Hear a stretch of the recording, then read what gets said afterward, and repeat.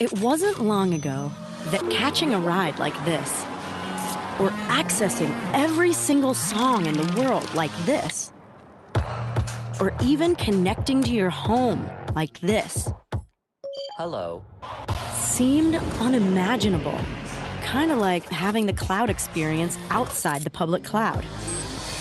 But that experience is here, across all your apps and data, wherever they live, as a service. We were the first to say the world will be hybrid, and it is. Just as streaming brought the theater to you, and online shopping brought the entire store to you, HPE is bringing the entire cloud experience to you. Cloud is not a destination, it is an experience. Apps and data unified. Clouds, edges, data centers unified. This is more agility, instant insights, faster innovation, data gravity defied. All in one place, one single line of sight, one consistent experience. One direct route to a better next, and the vision to take you further. This is the cloud experience everywhere. This is HPE.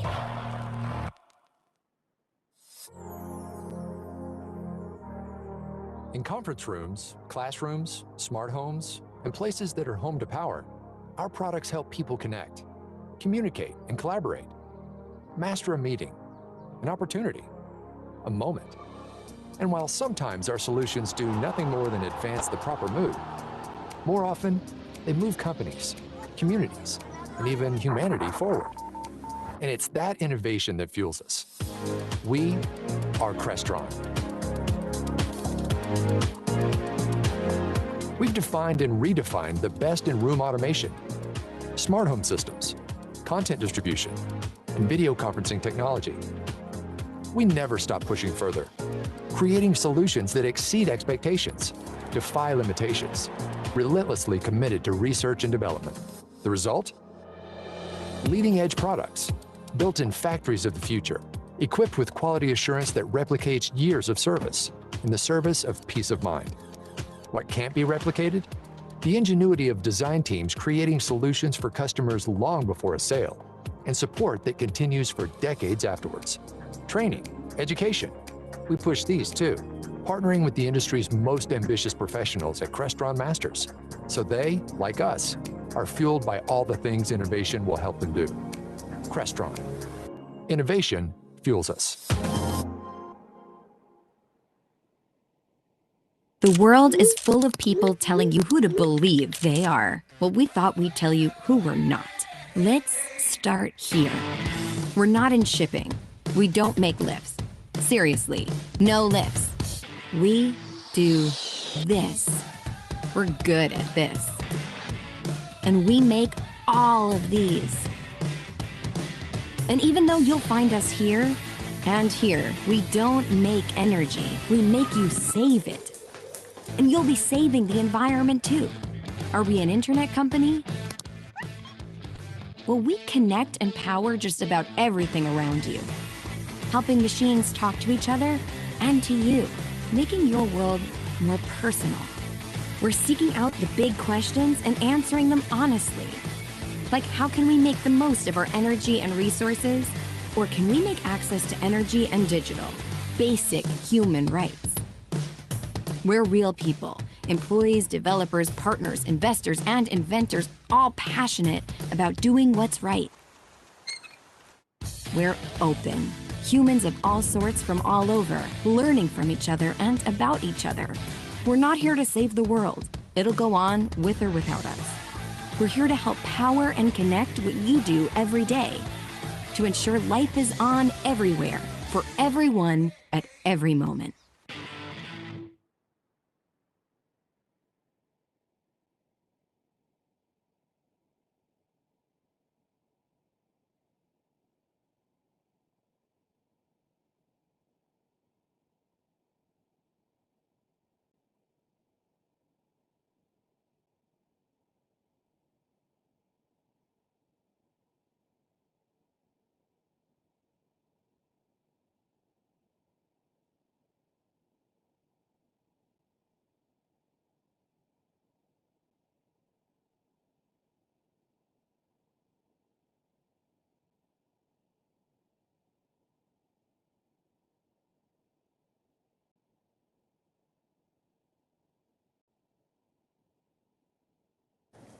Open.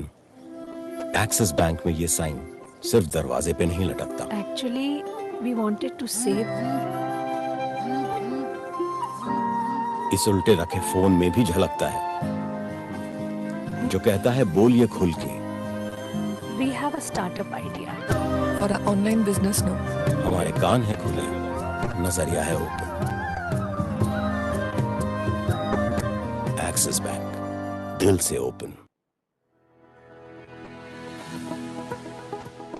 Technology not only builds a country, but it touches lives on so many levels. Technology builds lives. Technology saves lives. Technology transforms lives. At Globus Infocom, we believe in constant innovation and improvisation in technology to make it more advanced, accessible, and sustainable. Globus Infocom Limited is a leading Make in India brand, designing and developing technology solutions in different verticals. Being a very strong name in education technology industry for the past 2 decades, we have also been providing solutions in 3 more verticals, which are collaborative conferencing and professional displays, security and surveillance, and healthcare and wellness. What sets us apart, you ask? We're a proud Make in India brand with pan-India sales and service network and a huge clientele base consisting of leading education institutions, central and state government organizations to PSUs, defense, police, paramilitary forces.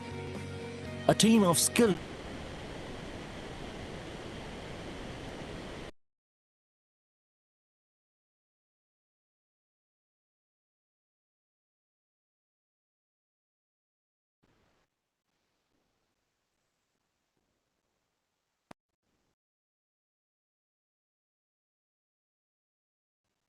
Good afternoon, Mr. Navani.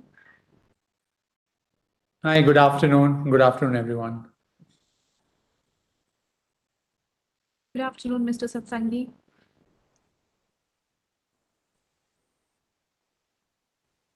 Hi, Som. Hi, good afternoon.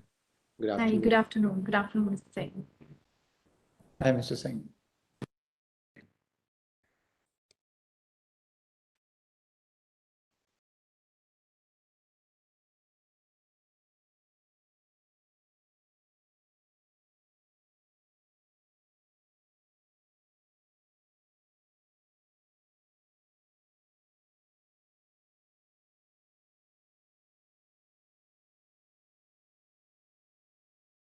Hi, Rajan. Hi, Som.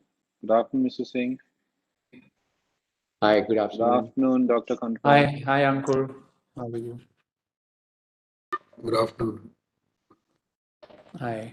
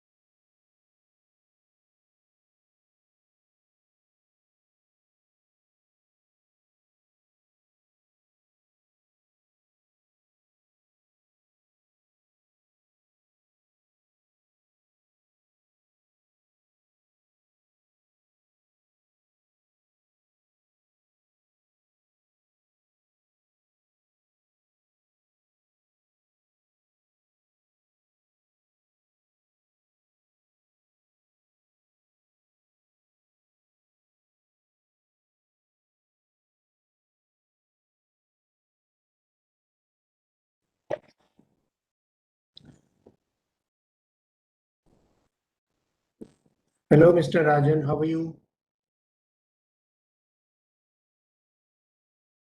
Hi, how are you doing?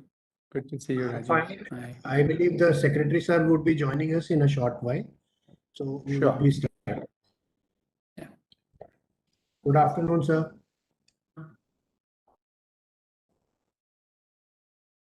Good afternoon, Rajiv.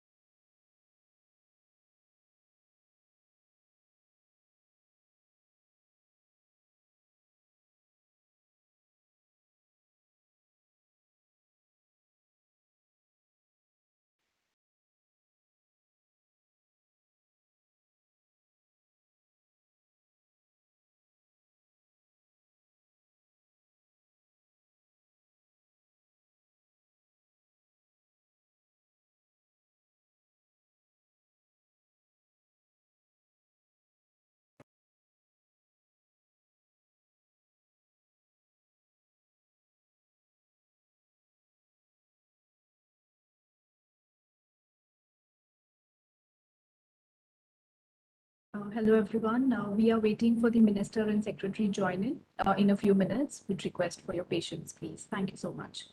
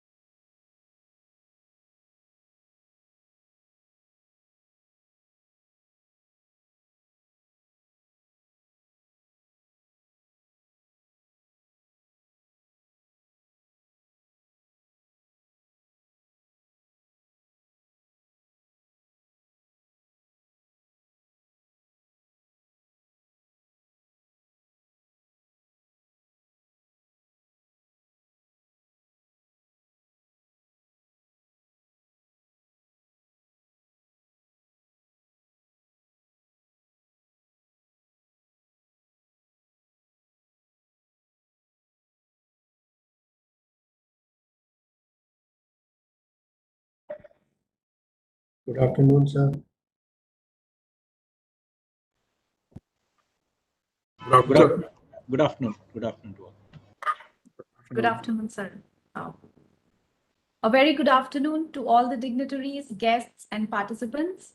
I feel privileged to extend my warm welcome to all present here to the 5th edition of the National Public Procurement Conclave, being organized by Confederation of Indian Industry under the guidance of Government e-Marketplace and Department of Commerce, Ministry of Commerce and Industry on the occasion of GeM Establishment Day. The theme of the conclave is driving technology-enabled government procurement towards efficiency, transparency, inclusiveness. The conclave will discuss on various new features of GeM, its new development, role of MSMEs, services, startups, and diverse buyers categories. The conclave is being hosted on CII Hive digital platform, a dedicated multi-feature of virtual online exhibition and conferencing platform with a 24/7 help desk and a digital B2B lounge. The conclave features digital exhibition of products and services of various companies. I request all the attendees present here today to virtually visit the CII Hive anytime today or anytime in the next 30 days to understand the various products and services being offered by Indian industry for public procurement in the virtual exhibition platform. With this, I now invite our esteemed dignitaries to today's inaugural session and would request Mr. Rajan Navan, Chairman CII at 75 Council and Vice Chairman and Managing Director, Jetline Group of Companies, to deliver his welcome address. Over to you, Mr. Navan. Thank you, Payal. Shri BVR Subramaniam, Secretary Commerce, Ministry of Commerce and Industry, Government of India. Shri PK Singh, CEO Government e-Marketplace. Dr. Rajiv Kanpal, Joint Secretary and CFO GeM. Som Satsangi, Managing Director, Hewlett Packard Enterprises. Colleagues from industry, friends from media, ladies and gentlemen. Good afternoon and a very warm welcome to the 5th edition of the National Public Procurement Conclave. It is indeed an honor for us to also welcome Srimati Anupriya Patel, the Honorable Minister of State for Commerce and Industry, Government of India, who will be joining us shortly. I think her presence at this event truly reflects the emphasis laid by the government to create an open and transparent procurement platform for government buyers and also facilitate, an online procurement mechanism for goods and services. I mean, it would be great to hear her perspective on the subject today. I would also like to welcome Shri BVR Subramaniam, Secretary, Ministry of Commerce and Industry, Government of India. As I have mentioned earlier, we really look forward, sir, to your comments on this very interesting subject, which is taking technology as a platform to really be able to engage government and industry in much more efficient, transparent, and economically benefit means for all. I would also like to welcome Shri PK Singh, the CEO, Government e-Marketplace. I also acknowledge the efforts of GeM for maintaining all the things that we talked about, transparency, efficiency, speed in public procurement, along with a very key factor of inclusivity over the last 5 years. I'd like to welcome Dr. Rajiv Kanpal, the Joint Secretary and Chief Financial Officer for GeM. It's great to have your presence here and very thankful for your constant endeavor and support and guidance for this initiative. And lastly, I would also like to welcome Som Satsangi, a colleague from industry. He's the Managing Director of the Hewlett Packard Enterprises. Welcome, Som, and would great to hear your industry perspective, at this session today. So I would also like to use this opportunity to welcome all the participants for this event and would like to congratulate the Ministry of Commerce and Industry, GeM, and various buyers and sellers associated with GeM for successfully completing 5 years today. It's been a very interesting journey, and I think public procurement is indeed a very important part of any government activity, and I think one of the key top priorities for our current government. The formation of our one-stop portal, GeM, in 2016 was a bold step of the government towards transforming the way in which procurement of goods and services is done not only by government, ministries, departments, but PSUs and other apex autonomous bodies of the central government of India. I must say that GeM over the last 5 years has been able to revolutionize the public procurement landscape in India by providing cashless, paperless, contactless transactions. One of the things we have seen accelerate during the pandemic, and everyone talks of contactless experiences, how do we do more through technology? I think this was a precursor, which was already well established that enabled a lot of transactions to continue to happen, through an period that has been challenging not only for India but for the world. GeM, I think, has achieved significant success so far with a presence of over 458,000 products under 16,370 product categories with a large number of registered buyers and sellers. I think what is really required from here on is how do we make more buyers and sellers aware about this constantly evolving procurement process in the country, see how we can accelerate the pace at which this can benefit more and larger companies, particularly the SME sector. And I think through today's conclave, we are really bringing buyers and sellers of all products and services on this common platform. And most importantly, I think facilitating a dialogue between GeM and its suppliers to be able to address and resolve issues, as well as look at other potential ways in which we can enhance business and create a better understanding of the requirements for buyers. I think we need to look at these conversations as positive conversations that will take forward an agenda that has the potential to create such large impact in the future. I think GeM is the largest e-commerce portal for procurement for buyers, and I think an essential part of the Digital India mission, which is not only saving costs on government expenditure, but as I mentioned, achieving and promoting cashless transactions, something that our Honorable Prime Minister also strongly believes in as we move forward as a country. As a country, we enter our 75th year of independence and celebrate Azad Bharat Ka Amrit Mahotsav, which commences on the 15th of August this year. This is an agenda that CII has championed since 2007, ever since India turned 60.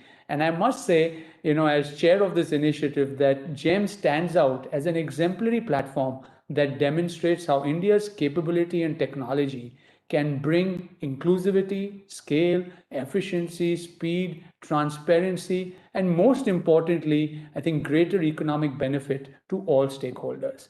So I really commend, this platform and all the work that has gone into making this happen. And with that, I would really like to welcome all of you once again and thank you for being here at the CII GeM National Procurement Conclave. Look forward to a wonderful session ahead. Thank you. Thank you so much, Mr. Navani. I would now like to invite Shri Som Satsangi, Member CII and Managing Director HPE, to share an industry perspective. Thanks, Payal. Thanks, Rajan, for really setting the context. I think you have covered almost everything what I wanted to say. Having said that, at the outset, let me first extend a very, very warm welcome to Shri BVR Subramaniam, Shri PK Singh, Dr. Rajiv Khenpal, senior fellow members from industry, senior officer from the government, CII member, to this National Public Procurement Conclave 2021. Being a part of the technology, I'm a firm believer that technology has got a potential to deliver great outcome and increase efficiency and also complete transparency on a very large scale. And I must compliment, as Rajan mentioned, the way the GeM has evolved over the last couple of years has truly democratized the way the entire public procurement is happening today.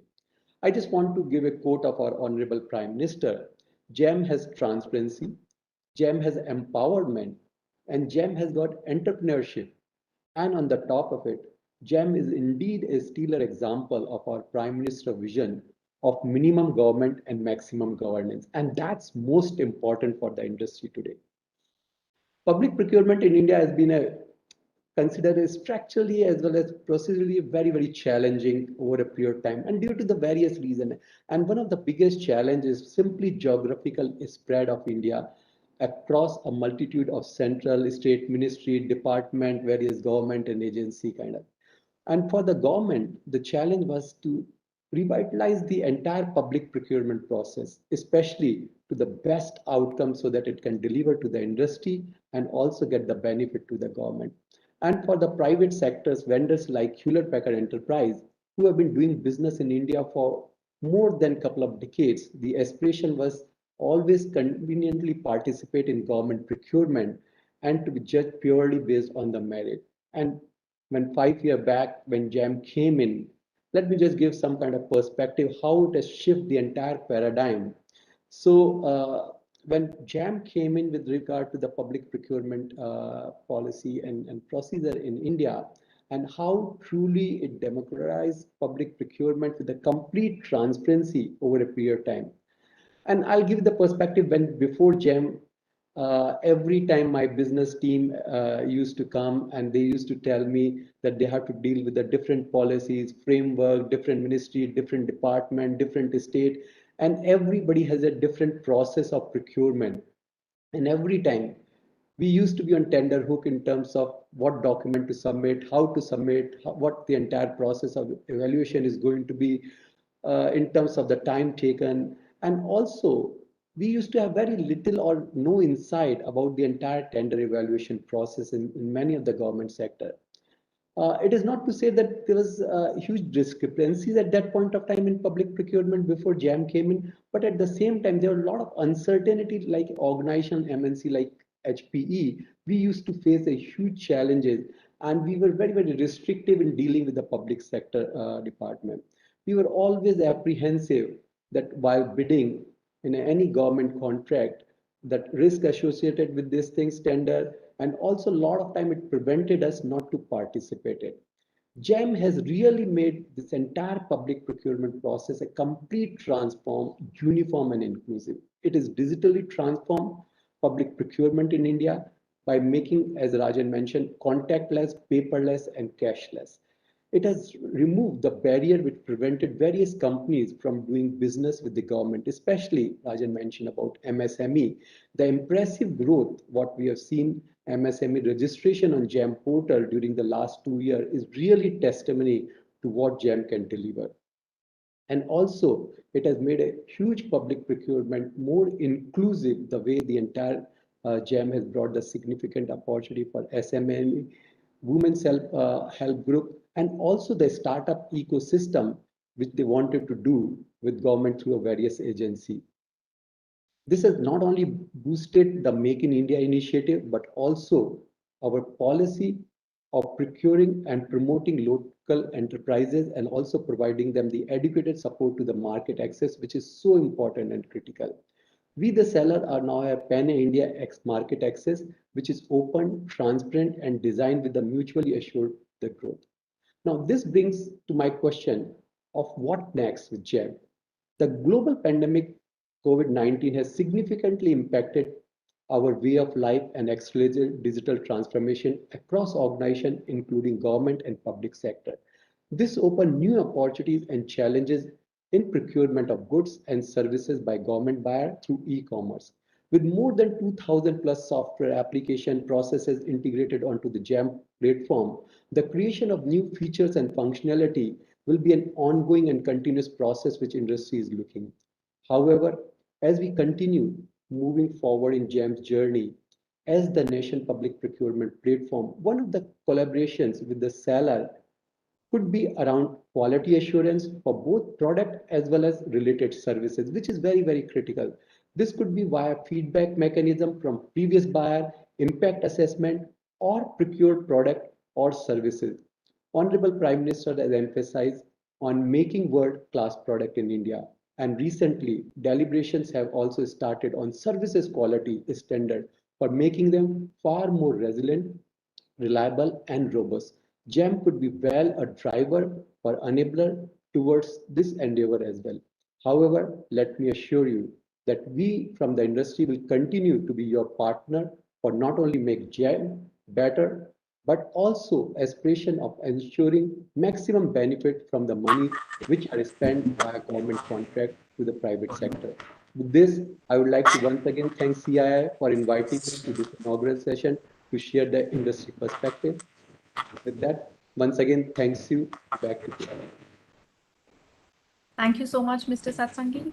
I would now like to invite Shri P.K. Singh, CEO, Government e-Marketplace, to deliver his opening remarks, please. Good afternoon, everyone, and namaskar. Honorable Minister of State, Ms. Anupriya Patel ji, respected Commerce Secretary, Sir, Shri BVR Subramaniam, esteemed delegates from CII, Shri Rajan Navani and Shri Som Satsangi, and of course, our most important stakeholders, our government buyers, and the entire ecosystem of sellers on the GeM platform.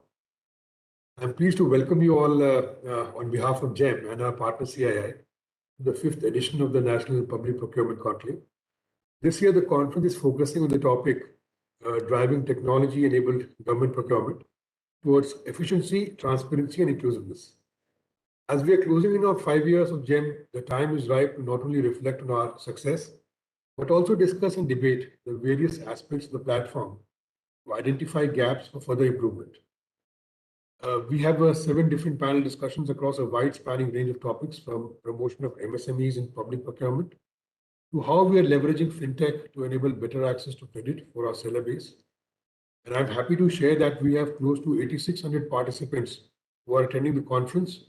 And even though we are in a virtual mode this year, again due to the ongoing pandemic, I'm confident that the panel discussions and presentations will be impactful and bring value to our participants. As you all know, GeM was set up in 2016 by the Government of India to radically reimagine the century-old public procurement system and processes. In the 5 years since, GeM has transformed this ecosystem through its unified digital marketplace. We reached a cumulative order value of 1 lakh crore in March this year. We also crossed the milestone of 2 million sellers onboarded on GeM in the last quarter. And we are growing at a very fast pace. Just to give you an example, GeM's gross merchandise value in June-July this financial year was close to 13,300 crore, showing an increase of almost 250% compared to the same period last year. This is a testament to the users' growing faith in the platform, particularly our supplier base. I want to make a special mention of several large orders placed on GeM, including one by Numaligarh Refinery, a PSU under Ministry of Petroleum and Natural Gas, which had a cumulative value of close to 2,345 crore. This is a tremendous step forward and indicates a platform's readiness for large and complex procurements by large entities like PSUs. Previously, public procurement in India was, we all know, was characterized by inefficient, opaque, and time-consuming manual processes conducted offline, complicated by a fragmented and a very complex policy landscape. Buyer organizations were limited by the lack of competitive prices, unreliable quality of products, services, and the burden of manual process flows. Suppliers faced issues like cumbersome vendor registration process, non-transparent verification, and procurement processes, in addition to the long and protracted payment cycles. We have been able to solve these issues through GeM thanks to our technology-driven approach and other strategic interventions we have implemented. The latest iteration of GeM, that is GeM 4.0, has been focused on driving efficiency, transparency, and improvements in the procurement process for both buyers and sellers. Excuse me. In the last 1 year, the platform rolled out close to 2,000 user-focused features and functionalities, where almost 400 were major ones. GeM 4.0 is anchored within the vision for a unified procurement system as envisaged by the Honorable Finance Minister in her budget speech in 2021. My colleagues from GeM will elaborate on many of these technology-driven features and functionalities in the next couple of days. I'd like to take this time to share some remarks on the larger vision of GeM and what strategic initiatives we have been driving from the perspective of our 3 pillars of transparency, inclusiveness, and efficiency. To begin with, we have made great strides in increasing the inclusiveness of the platform. Coordinated implementation of software functionalities with offline capacity building outreach attempts have been proven successful. In fact, right now we are in the process of charting out an entire roadmap for a post-COVID scenario where we'll increase our outreach attempts. In this context, onboarding more and more MSMEs and enabling them to reap the benefits of doing business with the government is a key focus area for all of us.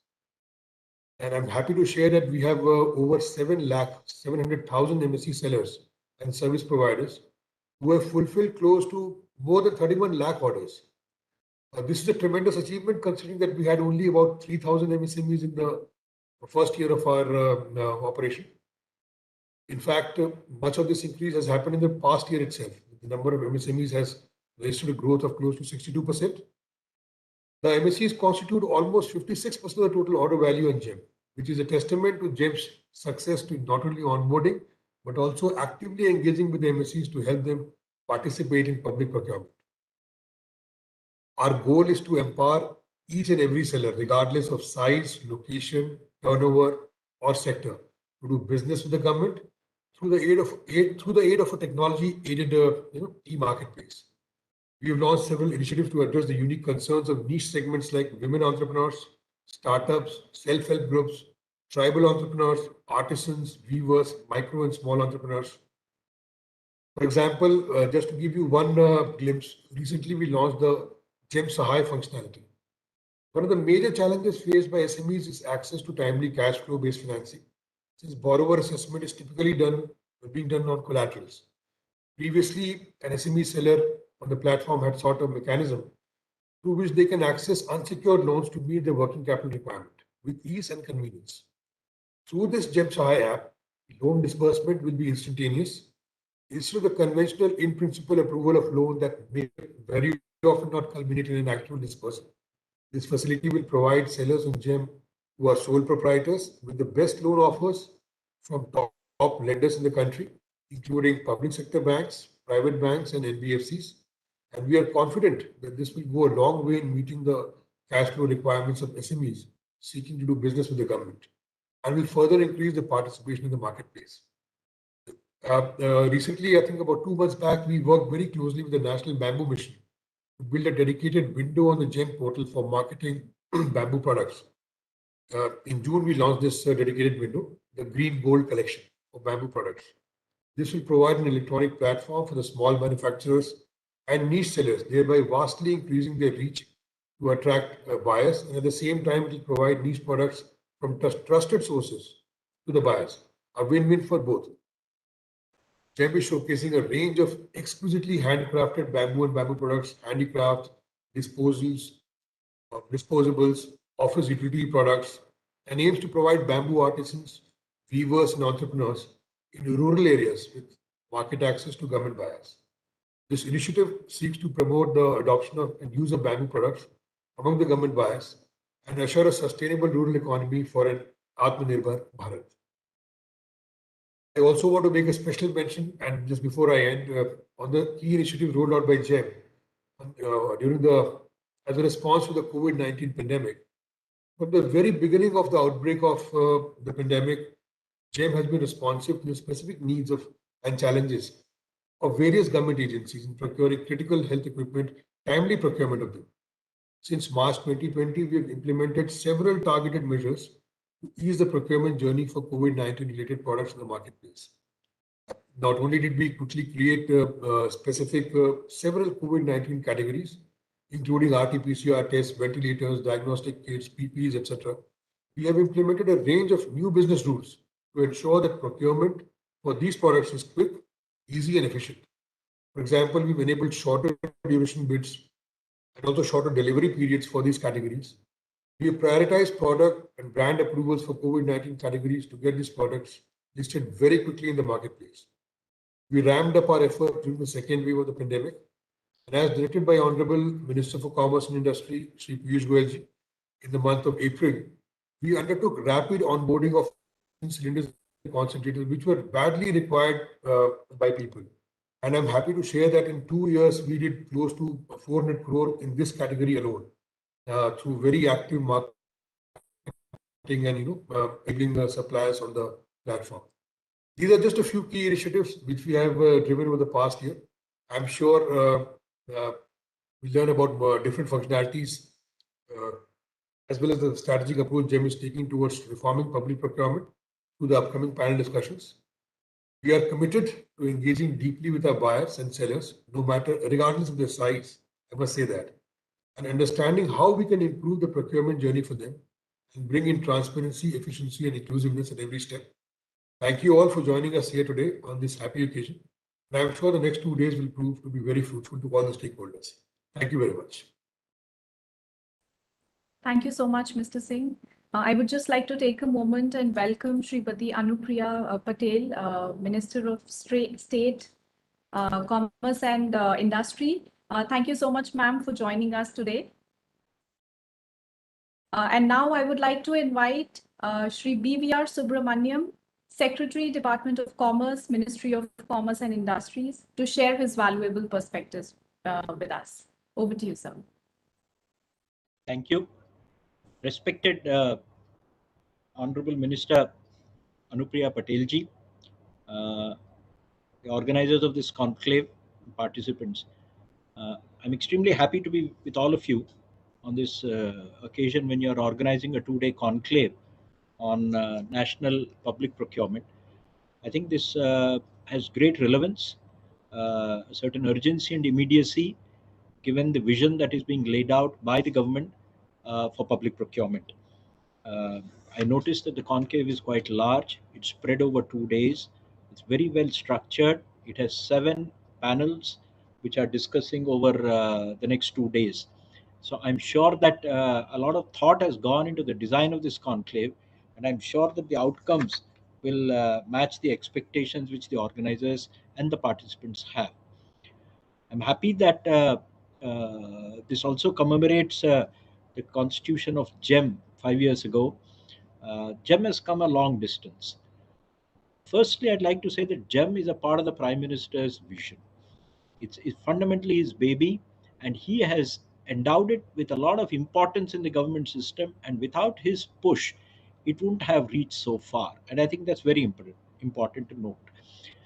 He's actually laid down, and some of my earlier speakers have mentioned some of the elements, but there are 3 or 4 elements which actually stand out. Why do we need this kind of a public procurement system, particularly online? There are 3, 4. Firstly, as one speaker has said, it's transparency. It's extremely important that this organization, all public procurements are transparent. The second is efficiency. The third is speed. And the fourth is access. And there are different ways these words can be interpreted.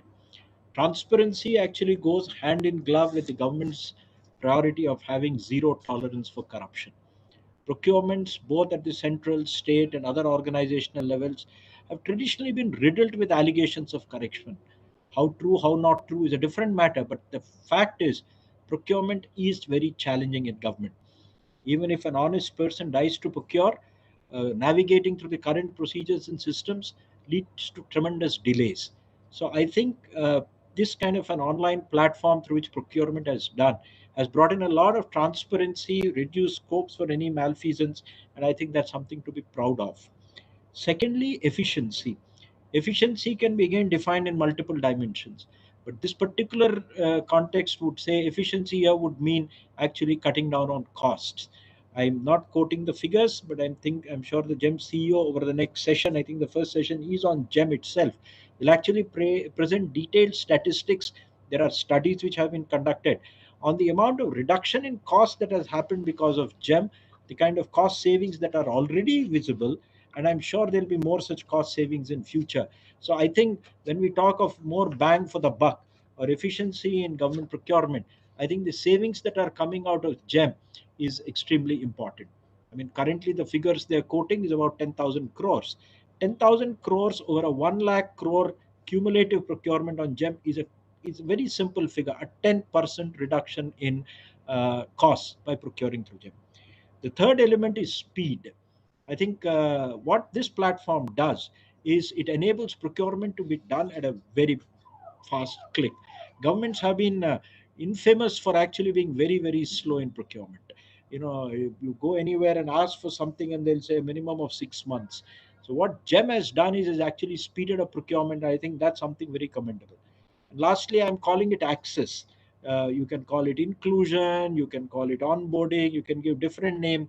access to various segments of manufacturers, both regional as well as size. So size, scale, scope, all have expanded because of this online platform.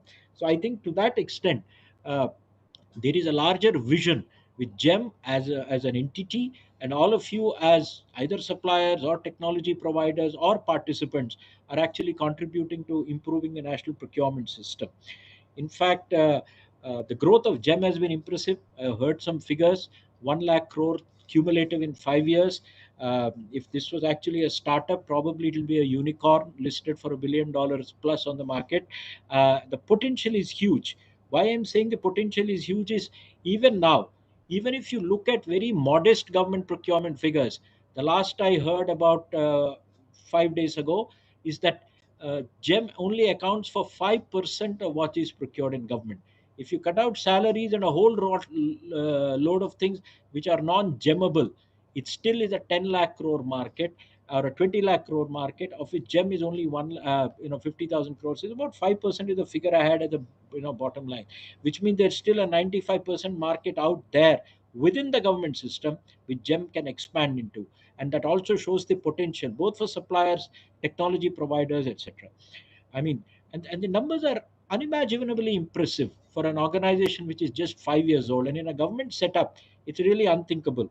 45 lakh products, 16,000 categories, 180 services. I mean, at all of this at one place, we used to have this dinosaur called Director General Supplies and Disposal, DGSND, which would take ages to provide an old ambassador car, and will never give you the model you want.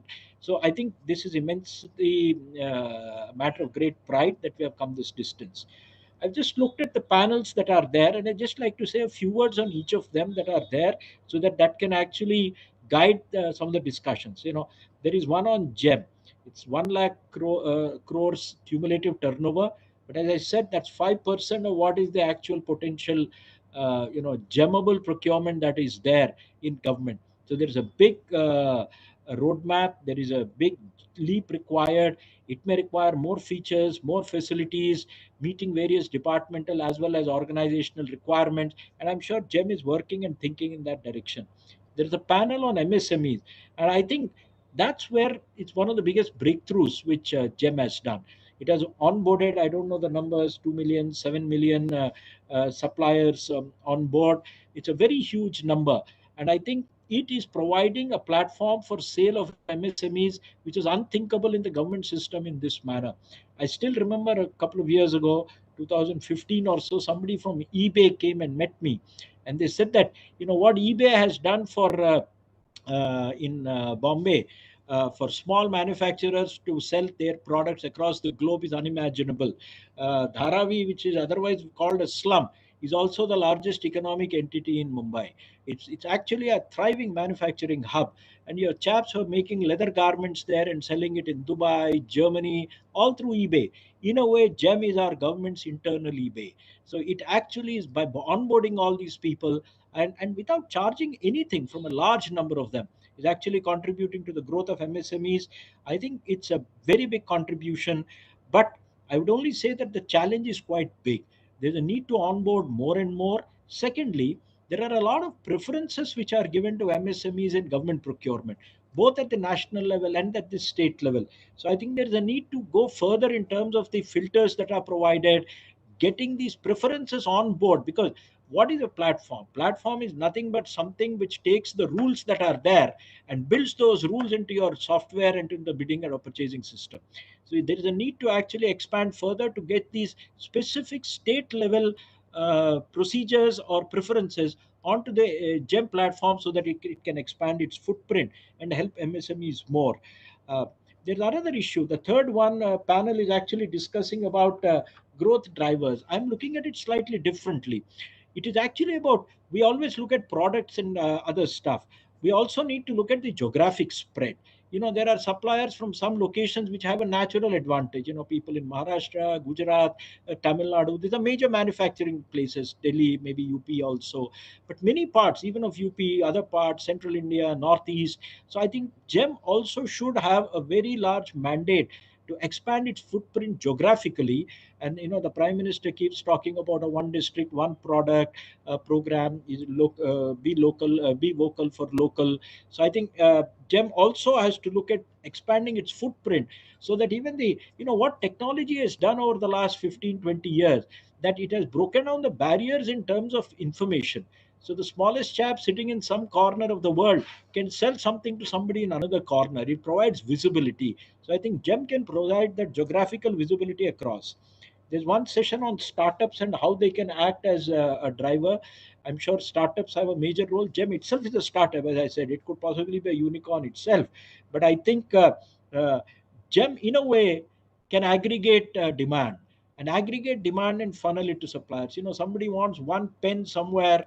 Maybe it's not possible for a supplier to do that, but if you can aggregate demand from multiple entities, it becomes probably profitable for a long distance supplier to supply stuff. So that's an interesting area. The other session is on inclusion. Now, inclusion, I've called it access earlier. What it's done, it's got various subgroups, group working on self-help groups, weavers, artisans. I think this is very essential. And sometimes the thought comes to me, and I'll say that in the end, but I'll hold back. The sixth session is on new services. I think new services are being interpreted in one particular fashion here. I actually have a different look there. New services for me means actually GeM expanding procurement as a definition into new areas, moving from products and services narrowly, which it is doing now, actually moving into actually works in a big way. After all, the biggest procurement that government does is actually works contracts, and then moving into new areas like contract management. I know they are thinking about it, but I thought I'll put it up out there, because the government as an entity is very poor in contract management. We do not have the skills, wherewithal, or most importantly, the patience to do it. Governments build very good buildings, we don't maintain them. Good roads, we don't maintain them. So the works contracts which are procured through GeM can actually have an element of contract management. This is a very large growth area for public procurement. There could be other areas also, specs-led procurement, where you have very, very specific specifications which are unique to a particular procurement design. GeM could actually facilitate that by actually providing that as an additional feature. And I see the last session is on credit, extremely important. This I can see some speakers are there. Obviously, it's a fintech firm. This is huge area. You have these new types of banks which have been licensed, which are called small banks and remittance banks. You also have this large NBFC space which actually finances MSMEs. I know a figure of 2014-15 when the budget was being written. There is a paragraph there which actually led to the Mudra program by the government. Less than 2% of MSME funding actually comes from the banking system. 2% is the number. 98% of funding actually comes from the informal sector. So if GeM actually can do that bridge, you have to go far outside the public banking system. You have to onboard new financiers. I mean, money lending is not necessarily a bad word if it is done with some ethics and with some contracts which are actually legally valid. So I think that's one way you bring this into the formal system. I would urge both GeM and other people to go back to the budget of 2014 presented by Arun Jaitley ji. It is a full paragraph on the vision for financing MSMEs. The word mudra is not there, but I can't remember the para, 172 or 152. That's the paragraph number. So that will be there. And the last point I want to make outside your panels is, last Friday, the Prime Minister addressed a very large gathering of exporters. He addressed 200 embassies and consulates, all the SEZs, all the state governments, 36 of them, all the export promotion councils, and the commodity boards, as well as the authorities, MPDA and EPIDA. And he coined a word there. In a way, it builds on the current word which is being used, which is go vocal for local. He actually said from local to global. Half of our exports are actually from MSMEs. Now, I know that GeM is a public procurement platform. Can we think of new directions?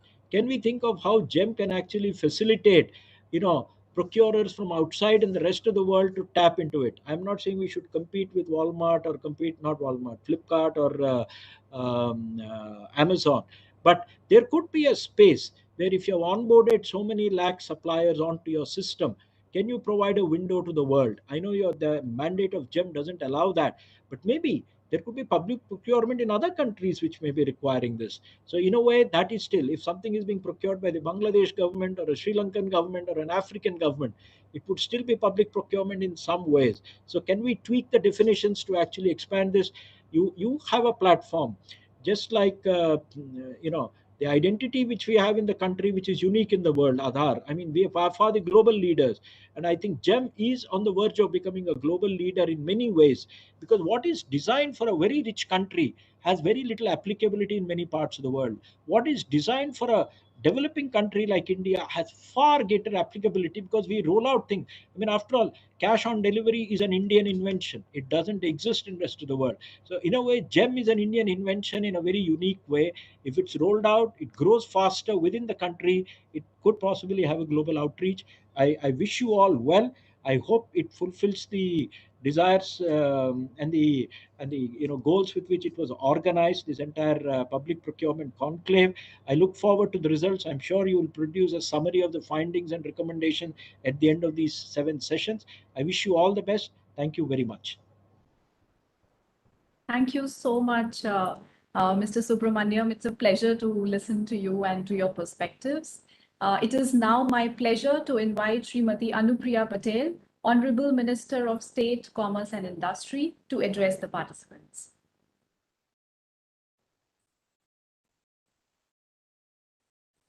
Ma'am, you're on mute.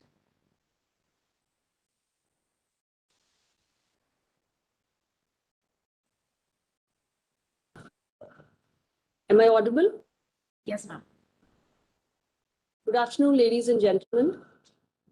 Mr. Subramaniam, Secretary for Department of Commerce and Industry. Shri Rajan Navani ji, Chairman CII. Som Satsangi ji, Member CII. And Shri P.K. Singh, CEO GeM. And all our esteemed participants, audience, listeners, everybody who's a part of this two-day conclave. I'm extremely delighted to join you all and address you for this 5th edition of the National Public Procurement Conclave. Today, the Parliament session is going on. So in between that, I happen to steal some moments and join you all. So I'm extremely delighted. And as I learn, this two-day conclave is spread over several different technical sessions. And I'm sure all the participants are going to make many valuable and meaningful contributions. It will be a great discussions, and hopefully we'll be able to fulfill the objectives and the purpose for which this entire two-day conclave has been organized. We all understand, we've listened to all our speakers. There's a great history and the achievements of GeM, which was envisaged as a cashless, contactless, and paperless organization for providing a common marketplace for the sellers and buyers across the board and enabling an end-to-end solution of procurement for common use goods and services by the government buyers. It was set up in a record time of just 5 months under the able leadership of Honorable Prime Minister Shri Narendra Modi ji, something that our Secretary has also highlighted, that it's absolutely been his idea, and it was the great push that our Prime Minister gave to the Constitution of GeM that it was set up in a record time. So that's something really laudable. And our Prime Minister's emphasis has always been on keeping technology at the forefront, and GeM has been successful in achieving its objectives to a great extent. And I'm sure there is a lot that we can achieve through this GeM portal that we've created. It is based on 3 pillars of transparency, efficiency, and inclusivity, something that has been highlighted by Shri P.K. Singh ji in his address 2 to 3 times. And Secretary Mr. Subramaniam also spoke about it. This is extremely important. Why? Because we want to ensure the ease of business for even the smallest of our sellers and to help them realize their true potential while serving the buyers across the spectrum. This portal is curated to ensure complete transparency in the procurement process by protecting the interest of all the stakeholders and enabling fair business opportunities to all. And the government's emphasis is on inclusive development by uplifting, in particular, the rural sectors in complete resonance to GeM's vision of providing a level playing field to all the players. While the transition of procurement from the transitional medium to the digital medium, it has been a huge task.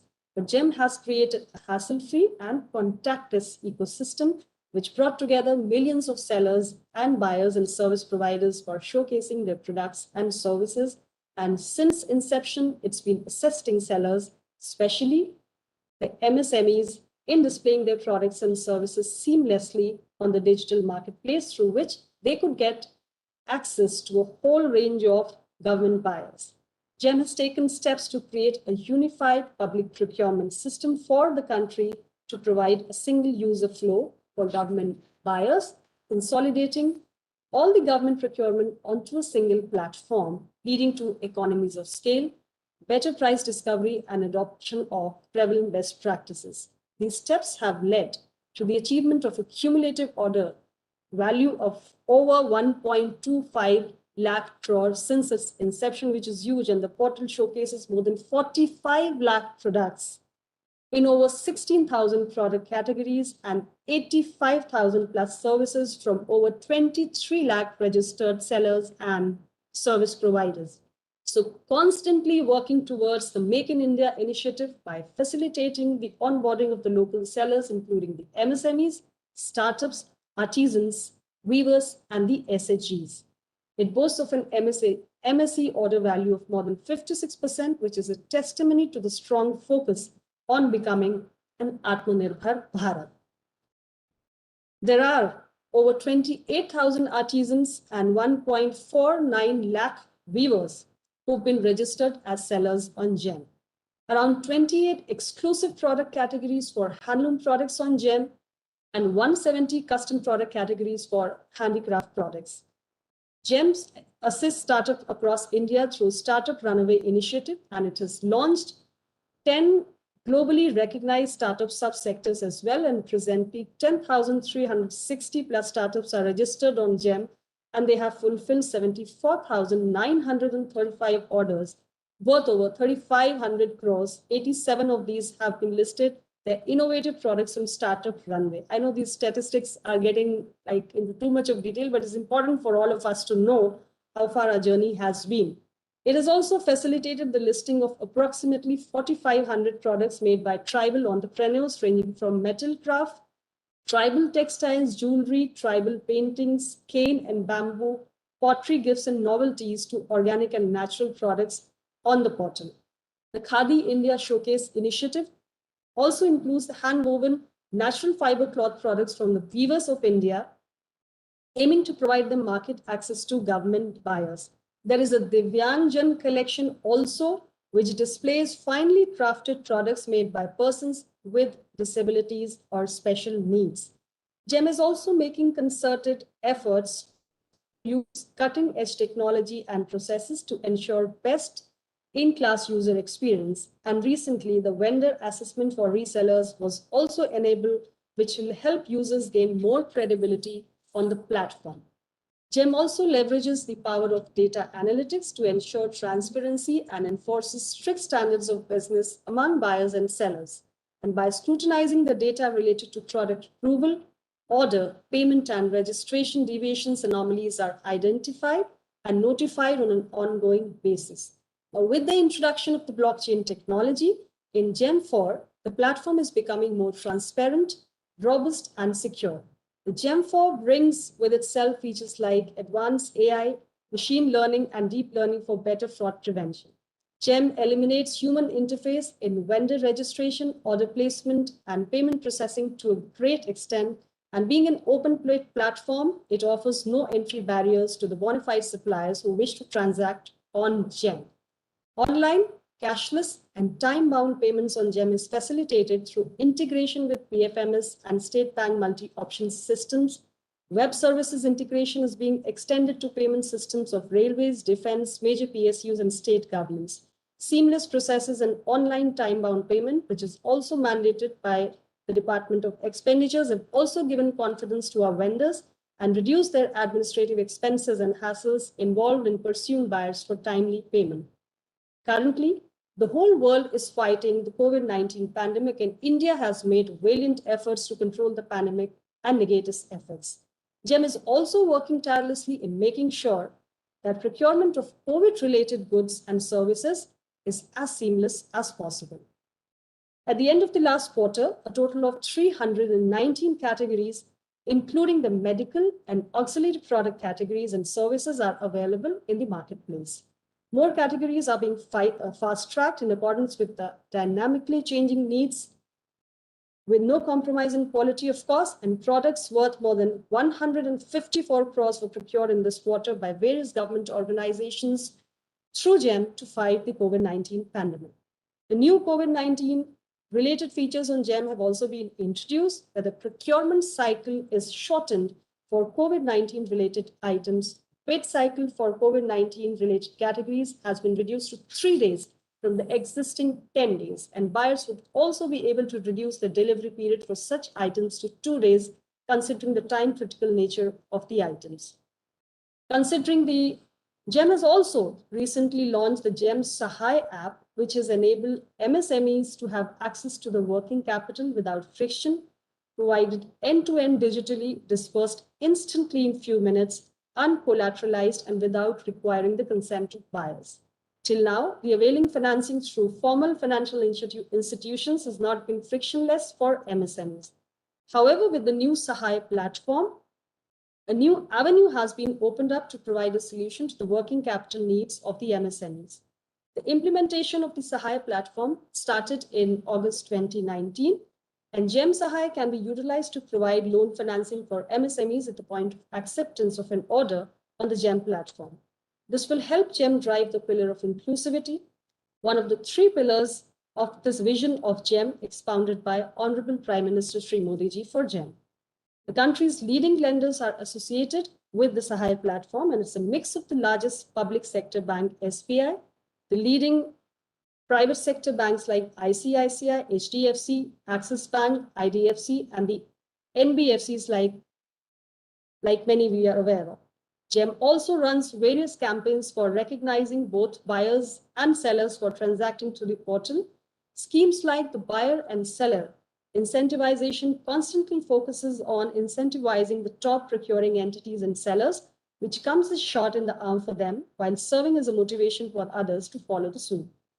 Lastly, transparency, efficiency, and the ease of use of GeM portal have resulted in a substantial reduction in prices on GeM in comparison to the tender rate, rate contract, and direct purchase rates. The average prices on GeM are lower by at least 15 to 20%, and in some cases, even up to 50%. GeM has also introduced demand aggregation for items that are to be procured by various central and state government departments. And this demand aggregation is expected to further drive the prices south by way of standardization of specifications and economy of scale. GeM has the capability to emerge as the one-stop solution for all public procurement, keeping in tune with the global best practices. Countries like USA, South Korea, UK, Singapore, etc. have a National Public Procurement Portal, which has resulted in annual savings of billions of dollars in the public procurement, besides giving a fillip to the domestic industry.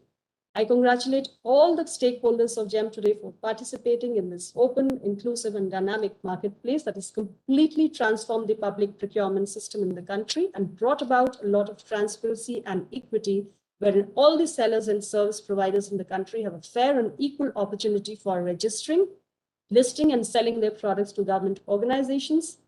My good wishes to GeM and a call to the businesses, big or small, across the country to come on board with GeM and witness unprecedented growth. And my good wishes once again for the success of this 2-day conclave. Thank you very much all for being patient. Thank you very much.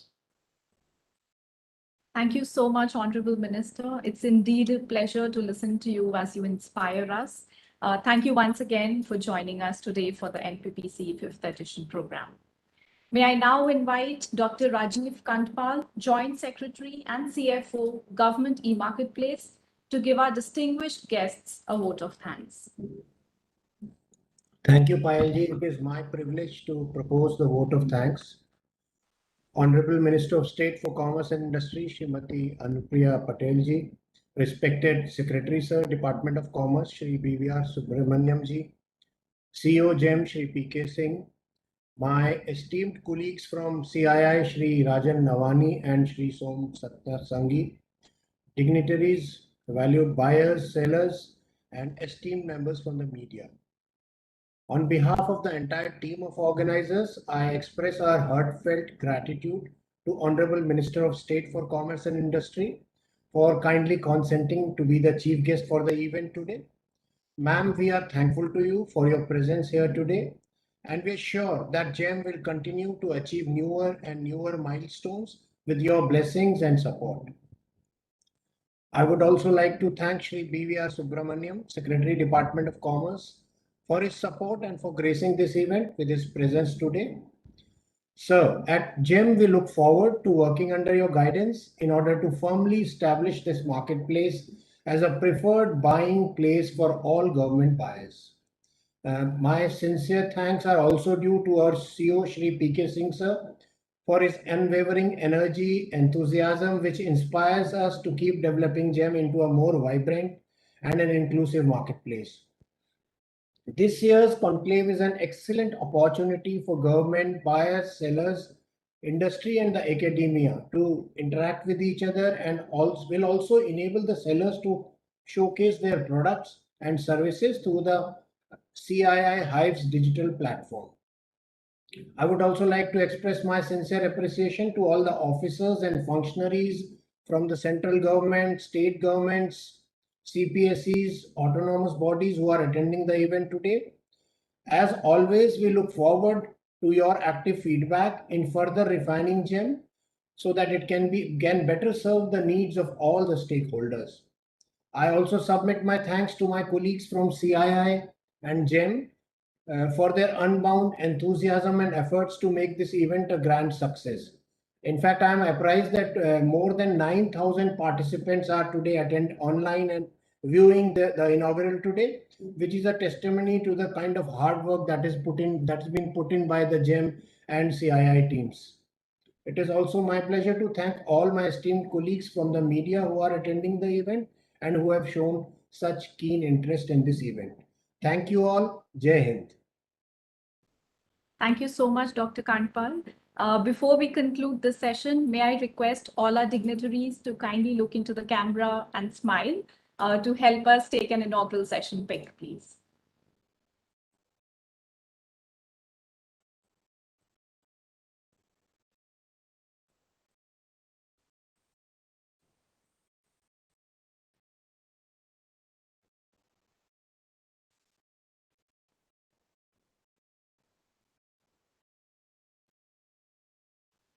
Thank you so much once again. Thank you to all the dignitaries for joining us today for the inaugural session and taking out their valuable times to share their perspectives. I would once again request all the attendees present here today to virtually visit CII Hive anytime today or anytime in the next 30 days to visit the virtual exhibition platform.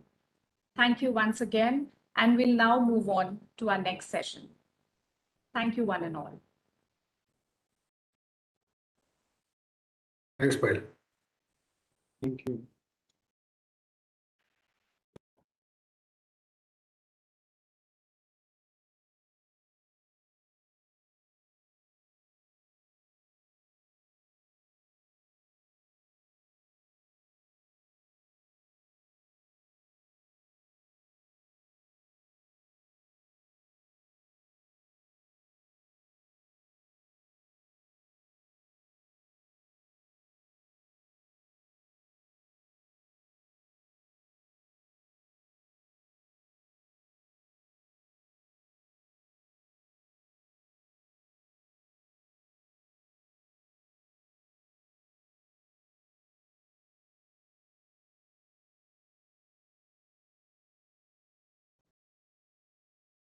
Hello, everyone. And I would like to welcome our speakers for this session, Shri Abhishek Sharma, Director GeM, and Shri Jay Gupta, Director GeM. Before we begin with this session, may I please request all the speakers to kindly keep their mics on mute and unmute while speaking. The first session of the day is Overview of GeM, New Frontiers. To share the overview of GeM, we have with us our esteemed speakers, that is Shri Abhishek Sharma, Director GeM, and Shri Jay Gupta, Director GeM. May I request both the speakers to kindly take the session forward. Hello everyone, this is Abhishek. Thank you Payal for the kind introduction. I hope my screen is visible. No, we can't see the screen. Okay, just give me a second. Let me share the presentation again.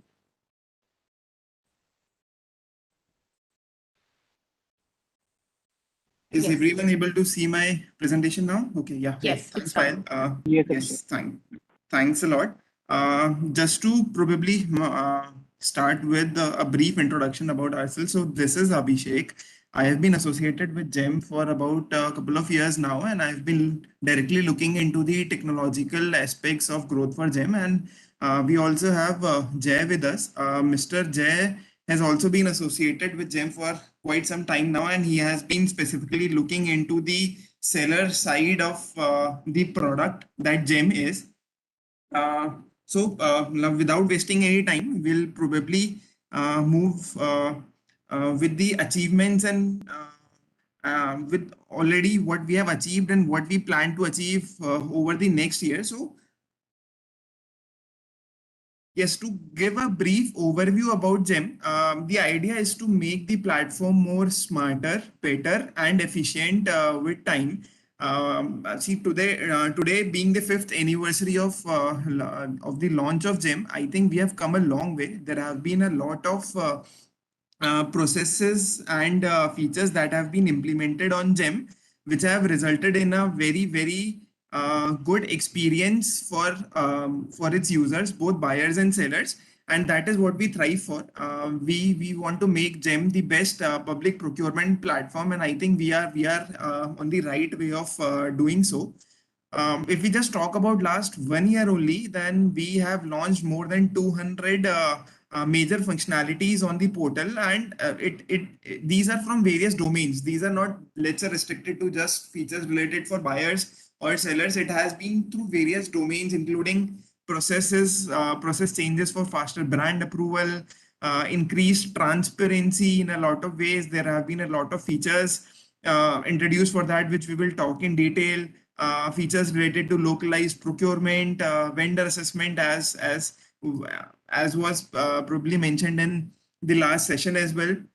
See, one thing that stands out for GeM is there is no barrier to entry to GeM, and there is no fees for registration. Any user, any seller who wants to do business on GeM can simply create a profile on GeM, upload his products, follow the process, and then he is good to go. He can start bidding. Buyers can see his catalog. They can just start procuring from this individual. So there as such is no barrier to entry to GeM, which makes it a very unique platform.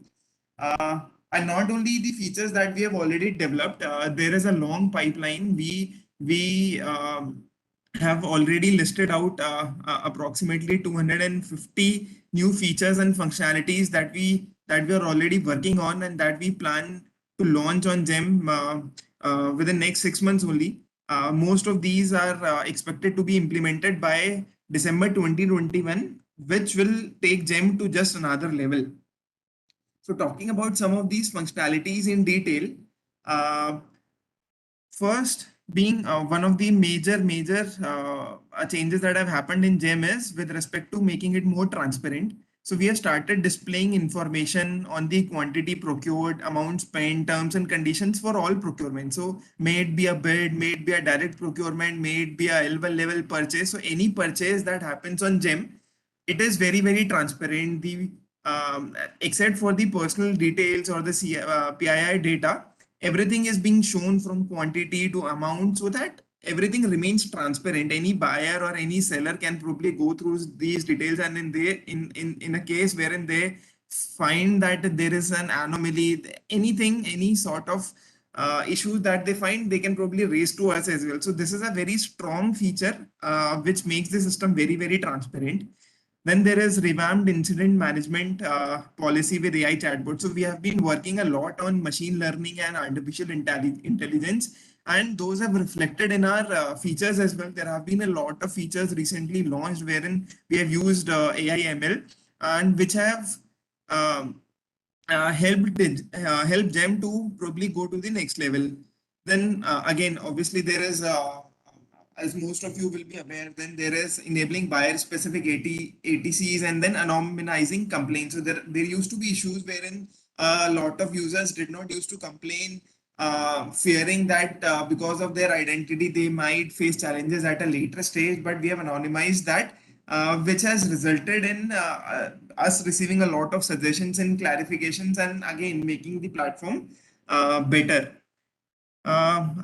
We have launched buyer clarifications and seller representation windows. So earlier, it used to be the case wherein buyer used to, let's say, even if it did not wish to, if he is not able to seek any clarification from the seller, he might have had to cancel that bidder. But that is no longer the case. There is a clarification window wherein if buyer is having any challenge with respect to, let's say, a bid, he can seek clarification, and at the same time, sellers can also represent in case they feel that, okay, the bid that is floated is not, let's say there are any technical aspects to it which needs to be addressed, the seller can clearly represent the same to the buyer. Then we received a lot of feedback from a lot of sellers that there used to be unfair rejection. So we introduced a seller challenge window wherein any seller who has been rejected can challenge his or her rejection through a challenge window, and the buyer needs to mandatorily respond to that. Otherwise, he cannot move ahead with the bid.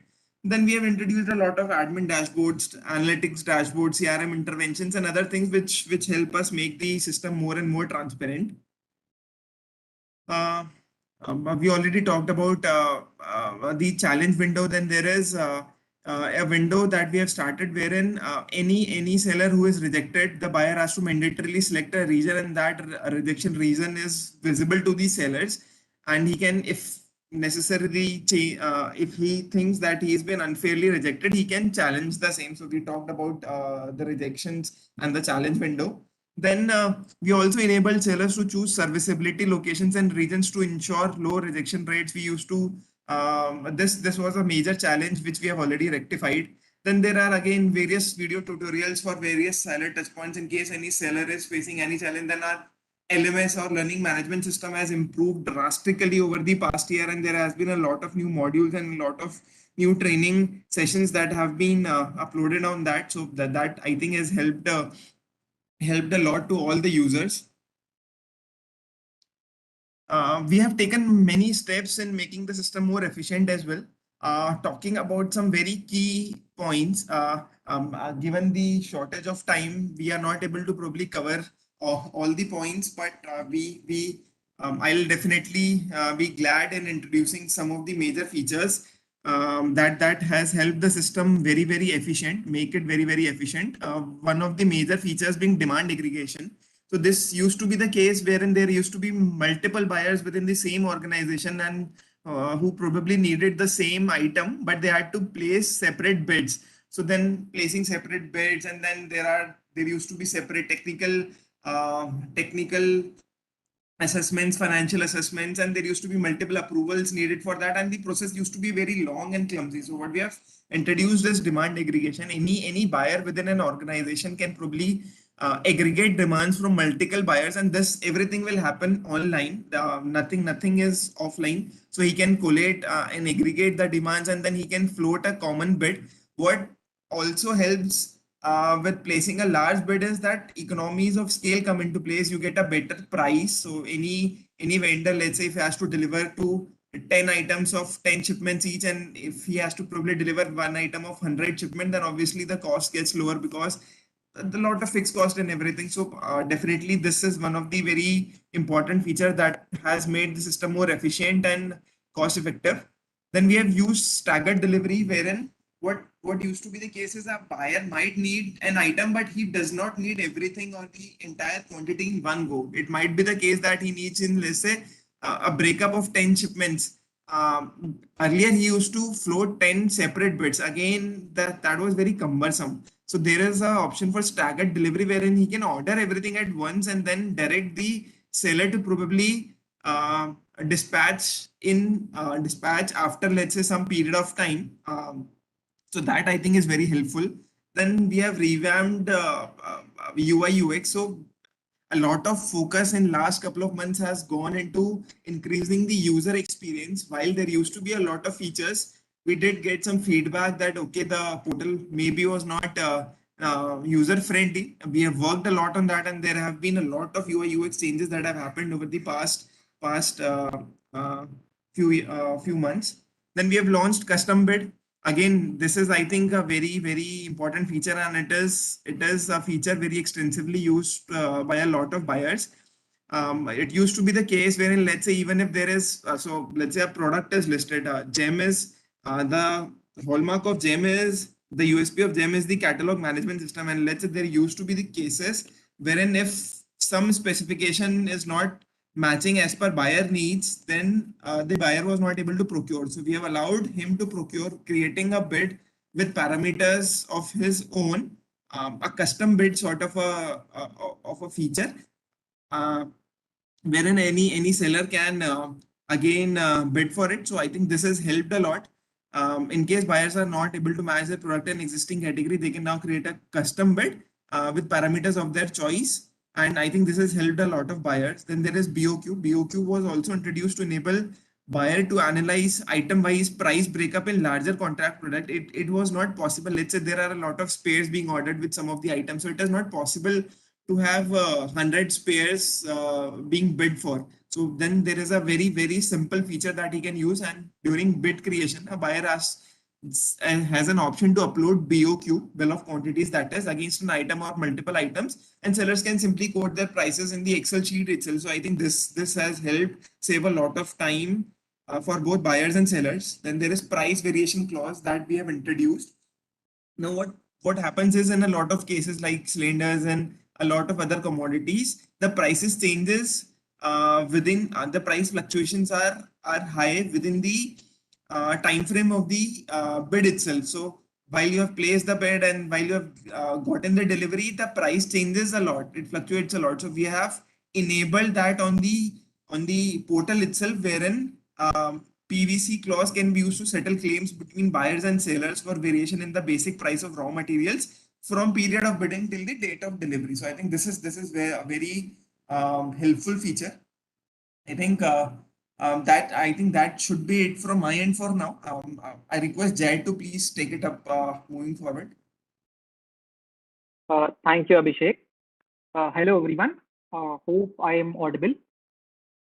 So we'll be moving forward to the functionalities revamp in CMS, that is the catalog management system. The CMS or the catalog management system is basically the backbone of the seller side products and the marketplace. So although we have done a lot of changes and functionalities released in last few months and within last year, but we'll take through the important ones that have a major impact on the marketplace and the sellers. So we introduced CMS 3.0 to revamp the quadrant policy, which not only ensures the marketplace quality, but also ensures that sellers are not removed from marketplace or do not need any kind of major permission of OEMs in certain categories to be enabled on GeM portal, which basically are the OTC products. Then we have system generated names of products to prevent uploading of products in wrong categories and to ensure again the sanity of the marketplace, such that there are no products in marketplace which have random names available on the platform. Then implementation of price bounds to again ensure price sanity in marketplace, to ensure there are no products with irregular prices on marketplace. Abhishek, if you can go to next slide, please.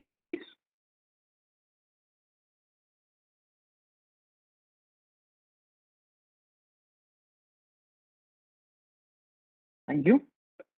We enabled display of zero stock products. So basically what usually used to happen was when a seller makes a stock zero on marketplace, his catalog is invisible to everyone in the marketplace. So this hampers the bid creation by the buyer, while other sellers can also participate into those bids. So we enabled the zero stock visibility such that bids, there are more products on marketplace for the bids to be created by buyers. Then overall of the entire brand catalog and OEM dashboard approval process, which used to be significant delayed earlier, but then we have made certain changes to make it very quick. Then automated movement of brand and OEM dashboard. This basically is when a category is revamped or upgraded, a seller does not have to come and request for brand and other details again on the portal. It would be auto moved given all its details need not be re-verified. Then qualitative requirement or drawing upload to capture specific requirements in a given category. So this could be in same category or across category. Then special terms and conditions for categories, including requirements such as design, installation, commissioning, and scope of work. Then last is allowing buyers to add specification in certain categories by creating an instance of category. For example, if there's a category in which there are specifications already declared, but in case buyer wants some more specifications to be declared in that category, which do not already exist, then it can edit additional specifications in that same category in catalog and submit the bid.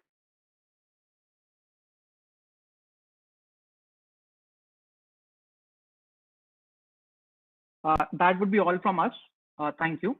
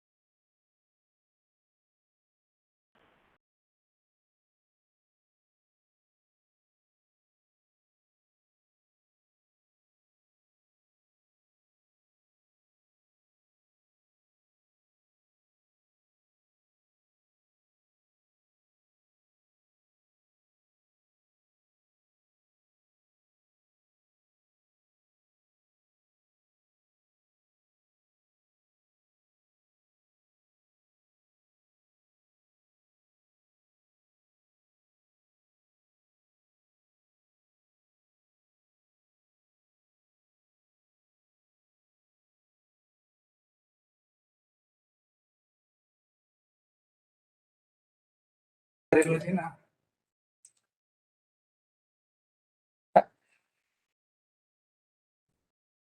है, check कर लो sir, ये तो चालू है, check कर लो। हाँ।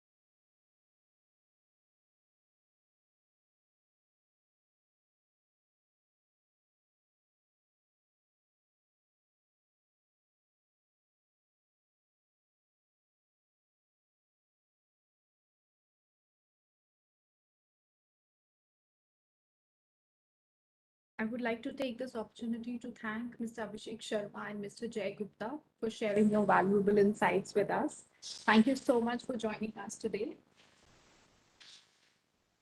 And we'll be starting with our first panel discussion shortly. Stay tuned, please.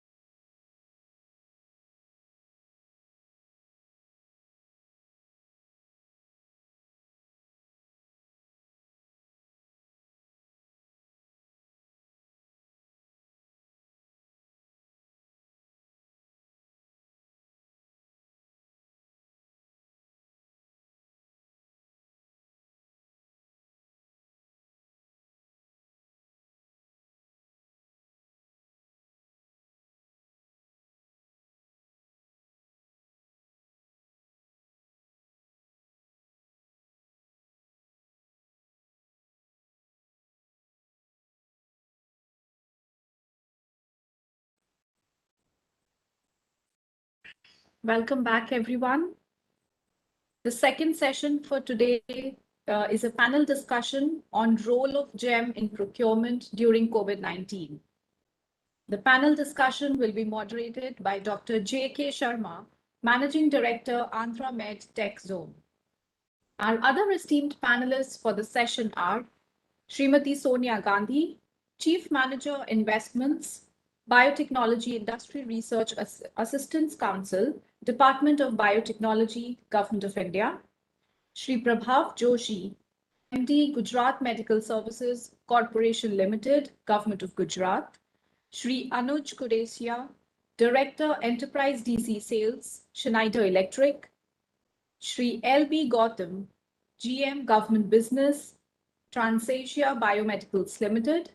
Shri Rajiv Nath, Forum Coordinator, Association of Indian Medical Devices Industry, and Srimati Manju Sharma, ACEO, GeM.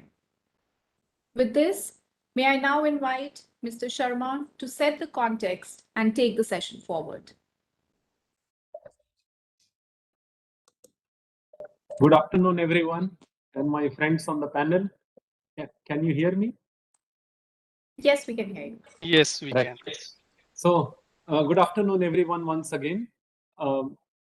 We are, as a panelist, many of us know each other, but it would be good to have one round of introduction.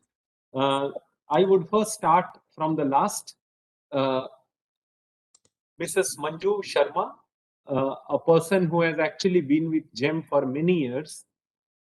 The precursor of GeM, which was DGS&D, the Director General Supplies and Disposals, for which, for the first time in 2014, I had the experience of leading the work on specifications for medical devices.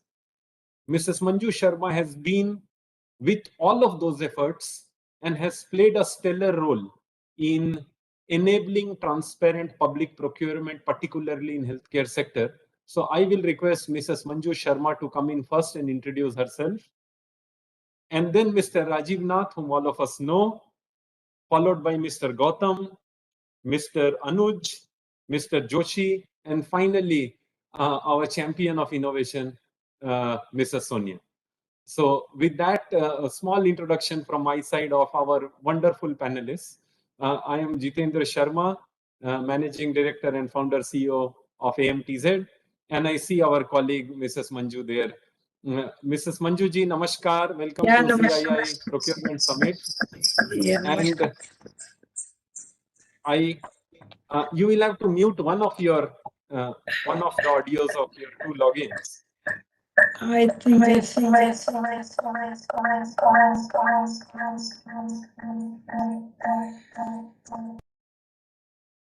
yeah. Now we see you, and I have given a very small introduction of you, but a line of introduction from your side, please. You are on mute. You are on mute. Yes. So I am Manju Sharma, additional CEO. I think there is echo. I have to close one window or something. Now it is fine. Now we can hear you loud and clear. So I am additional CEO GeM, and I have been working in the field of medical equipment, devices, and consumables since beginning of GeM. So during this COVID period also, we have created so many categories, many functionalities, and to facilitate the buyers to go for easier procurement and fast procurement, in addition to the efficient and other facilities. So as we go with this panel discussion, we will continue with this, and I think other panelists can introduce. So that Thank you. Thank you so much for joining us. Mr. Rajiv Nath.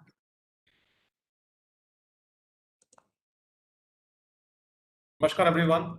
I am Rajiv Nath. I am the Forum Coordinator of IMET, Association of the Indian Medical Device Industry, which has more than 350 members across various verticals: disposables, consumables, electronic equipments, IVD, instruments, and implants. And we also have more than 250 associate members who are stakeholders in the medical device industry.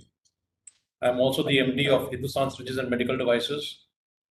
And in IMED, we encourage responsible manufacturing. We encourage ethical marketing. We encourage Make in India and providing a level playing field, if not a competitive advantage to Indian manufacturers. Thank you. Thank you, Mr. Nath. From Transasia Biomedical, one of leading giants of IVDs in India, Mr. Gautam. Yeah, good afternoon, everybody. My name is LB Gautam. I'm heading the government business in Transasia Biomedical Limited. And since last 3 years, I'm also associated with GeM closely. And 2 years back, I have passed the GeM examination also. So I'm officially GeM certified expert now. And I'm very fortunate to have a GeM-like organization, because in COVID period, every salesperson was sitting at home, or there was limited all across customers. And on that time, GeM has helped a lot, because bids were coming and we were trying to participate in almost all the bids. And fortunately, we have got the good business. Thank you. Mr. Anuj. Good afternoon, everyone, and extremely happy to be part of this esteemed panel. So, namaskar. So, I manage I manage a complete business development for Schneider Electric. For Schneider, India is one of the largest manufacturing hub out of Europe, and obviously, Make in India and GeM is something that we are really proud to be associated with. So, that's all from my side. Thank you. Thank you, Mr. Anuj. Our good friend and colleague, Mr. Joshi from GeM-CII. Good afternoon, everyone. I am Prabhav Joshi. I belong to the 2014 batch of the Indian Administrative Service, and I have had the experience of purchasing GeM from GeM right from the district level, where I was posted as the district development officer in the beginning of the pandemic. And for an organization which had virtually no technical expertise, we were really very, it was convenient for us, since all the specifications were preset. And later on, I was transferred and promoted to Managing Director of Gujarat Medical Service Corporation Limited.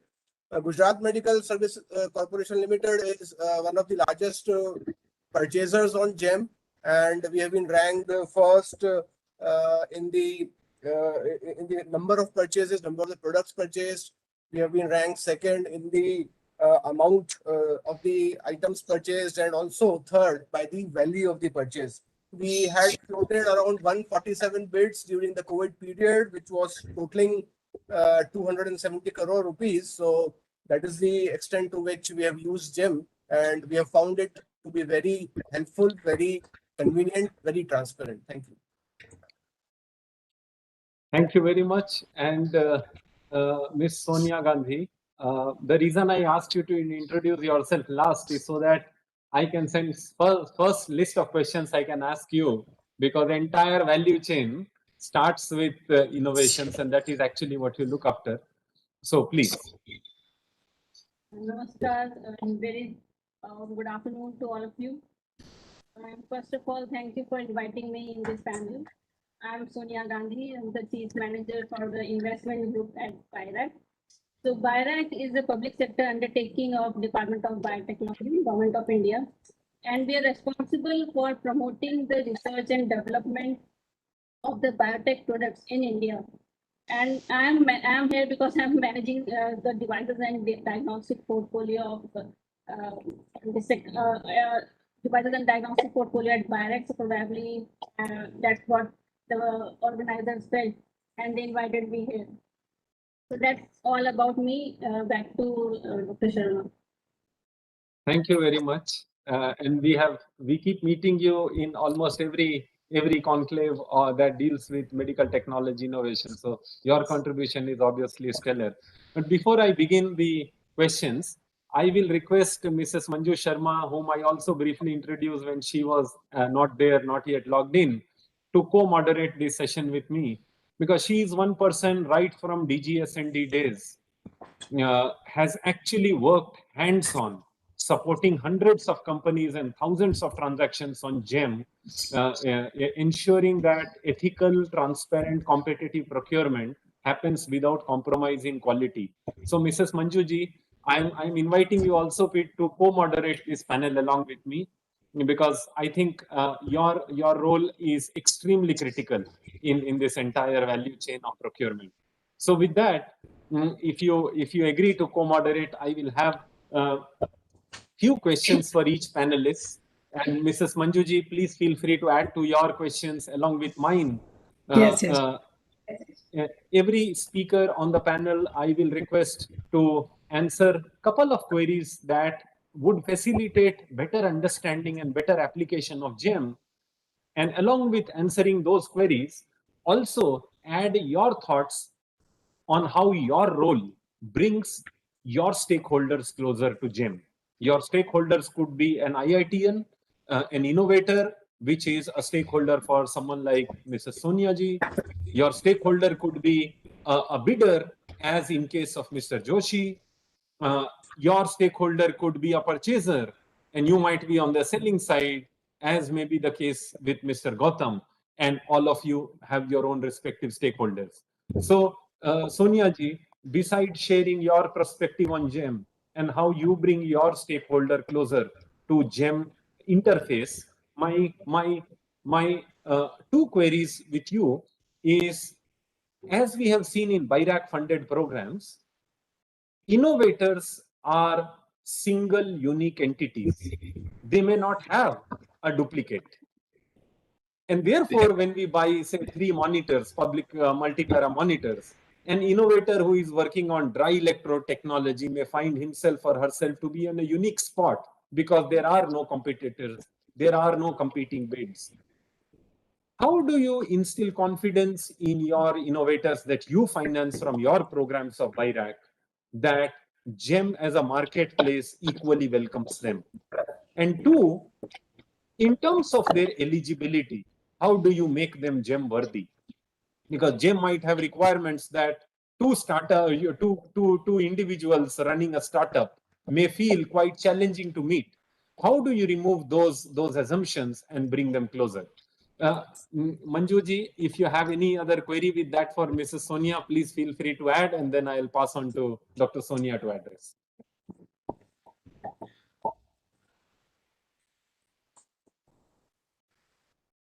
Yeah, for a startup, I think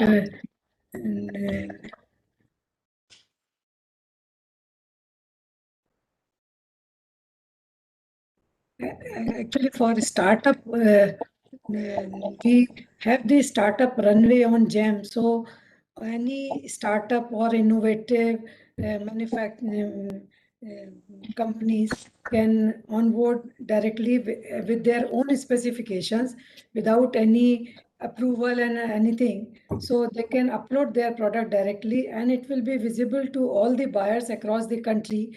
And any buyer, any with those specifications or with those products, they can make the purchases. If they are satisfied, then they can give the certification or this thing, the approval for those products. And after they get the approval or sub certificate from the good manufacturer, the buyers. So they, with those specifications, those certifications, then we bring them in the main category creation in our GeM portal, so that with those regular categories can be created, and all the buyers it will be visible for them to make the purchase for those, and they are assured that these products are being utilized by other buyers, so that they are confident to do the procurement. Maybe because the certification or the standards, they may not be in the, for a startup it is difficult to get those certificates, like I mean, EUC or USFD certification is difficult in the beginning.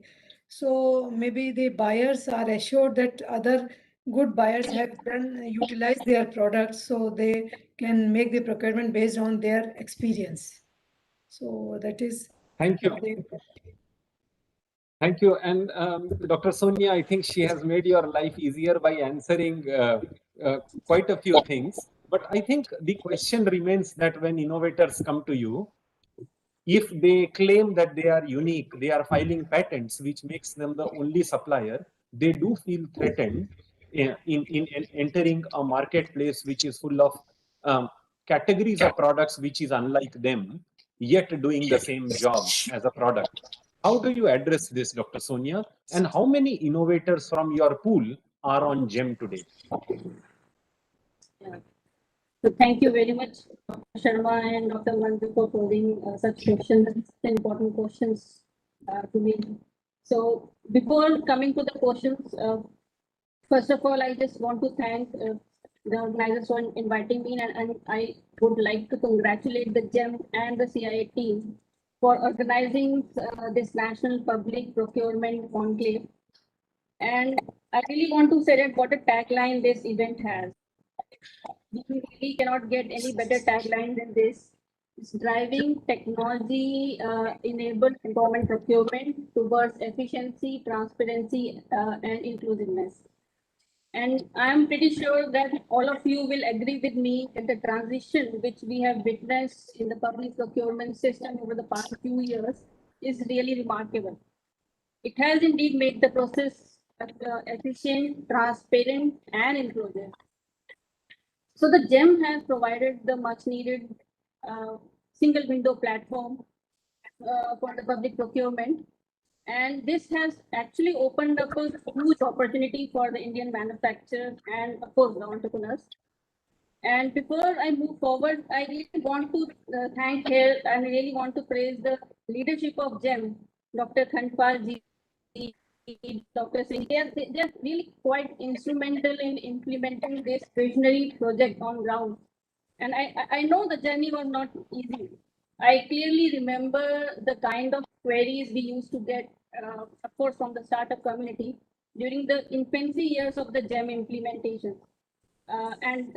This I'm talking about the first hub program, which the BIRAC, along with various organizations like CDSCO, ICMR, BIS, GeM, of course, is the partner. So we all have been a part of this program wherein the startups can come and they can ask their queries. So earlier we used to have a permanent member of GeM to take the queries related to the product registration and of course the validation of their innovative products and showcasing the product on the GeM. So there are different kind of queries. But now the systems and the technology are so efficient that the number of queries have decreased drastically, considerably, I would say. And I must say that the GeM portal is such a user-friendly and reliable platform for selling and showcasing the innovations. Coming to the questions of Dr. Sharma and Dr. Manju, we at BIRAC have a huge network of startups, more than 2,000 or 3,000 plus startups or entrepreneurs, individuals, they are registered in our database. So we always promote the startups to register their innovative products at GeM, especially the startup runway initiative. That's a great program, I must say. It gives the instant visibility to the startups. And during my interactions with this startup community, I've come across few points, and it was a learning for me also. And I really want to share these learning with all of you. Dr. Manju from GeM is with us today, so I really hope that she would be able to take it forward.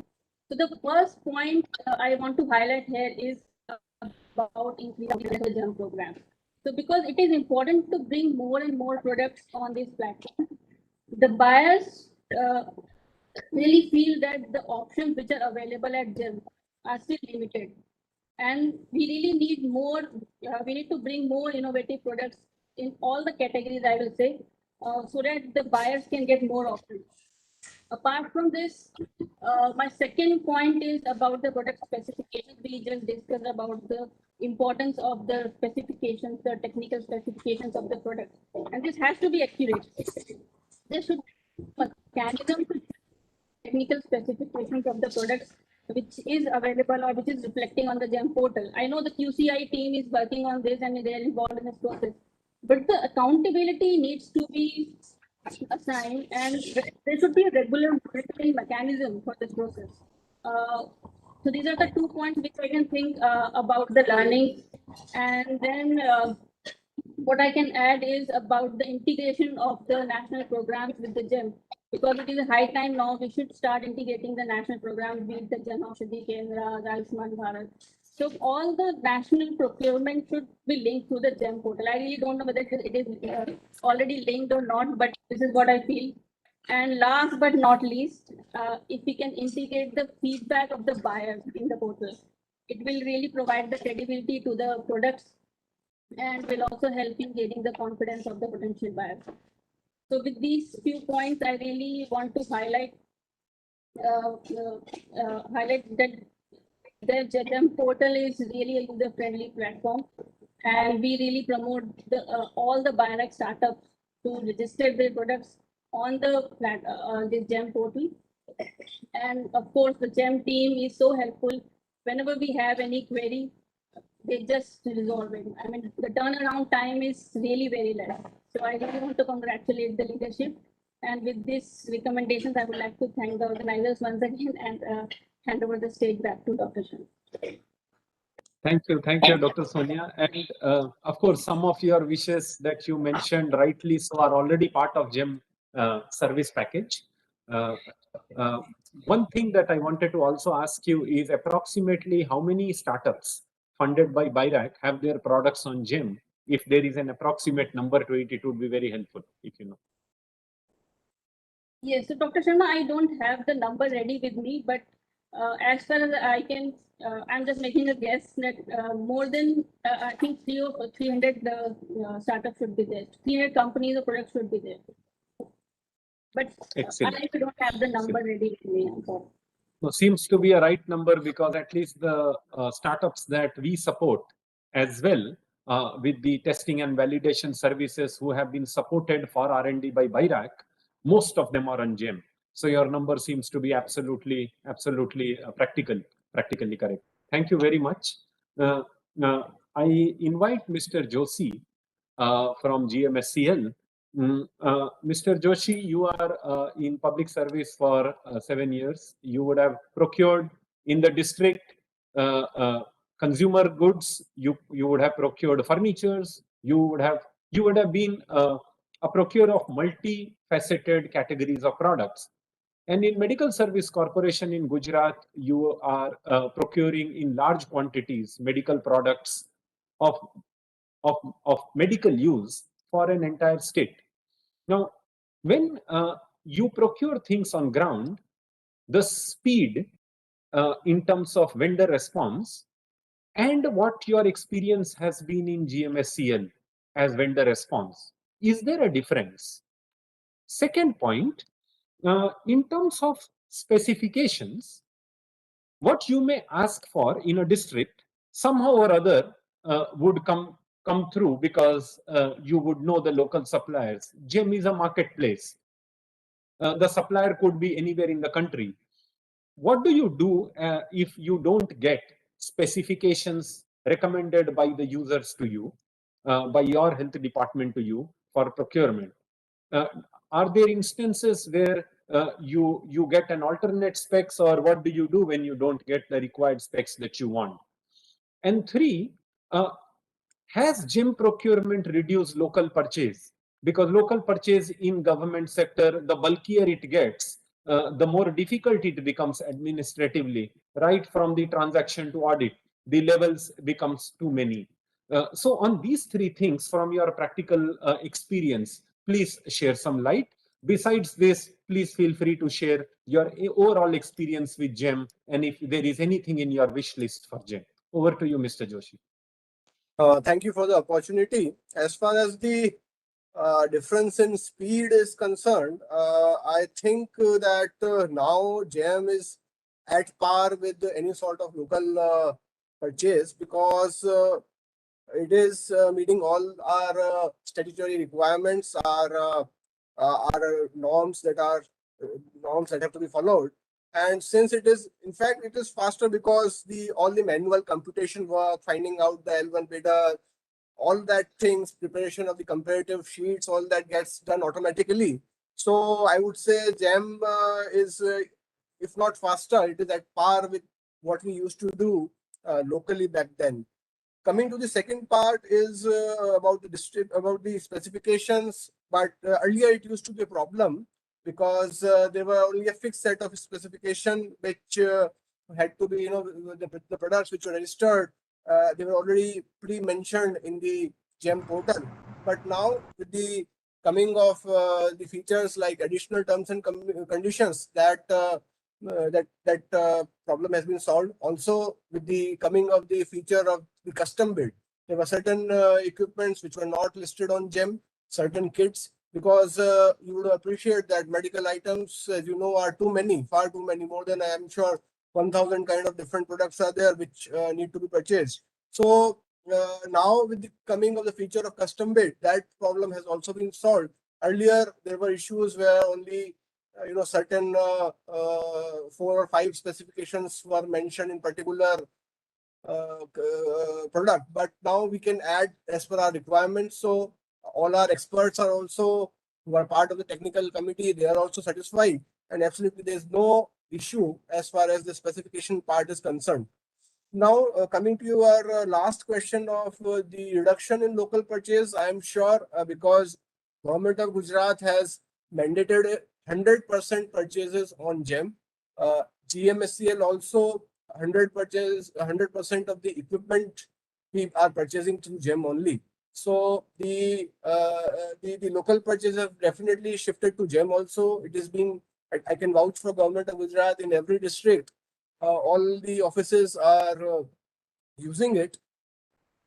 Apart from the local purchase thing, another certain suggestions that I would want to add is that we are a medical procurement agency, but the system of rate contract is still not available on GeM. We would request the authorities to incorporate that, especially for the items like drugs, where the specific quantity of the drug is not known beforehand. We start the process with the guess estimated amount, and also it becomes easier so that you can keep on placing orders throughout the period of the rate contract. So that is one thing which we strongly suggest that GeM should incorporate. And another suggestion is that many of our high-end equipments are imported items, and presently the feature of quoting in dollar terms is not available in GeM. So if that could also be incorporated, and associated conditions like letter of credit, if these things are incorporated, I think the volume of the purchases on GeM would go still higher. Thank you.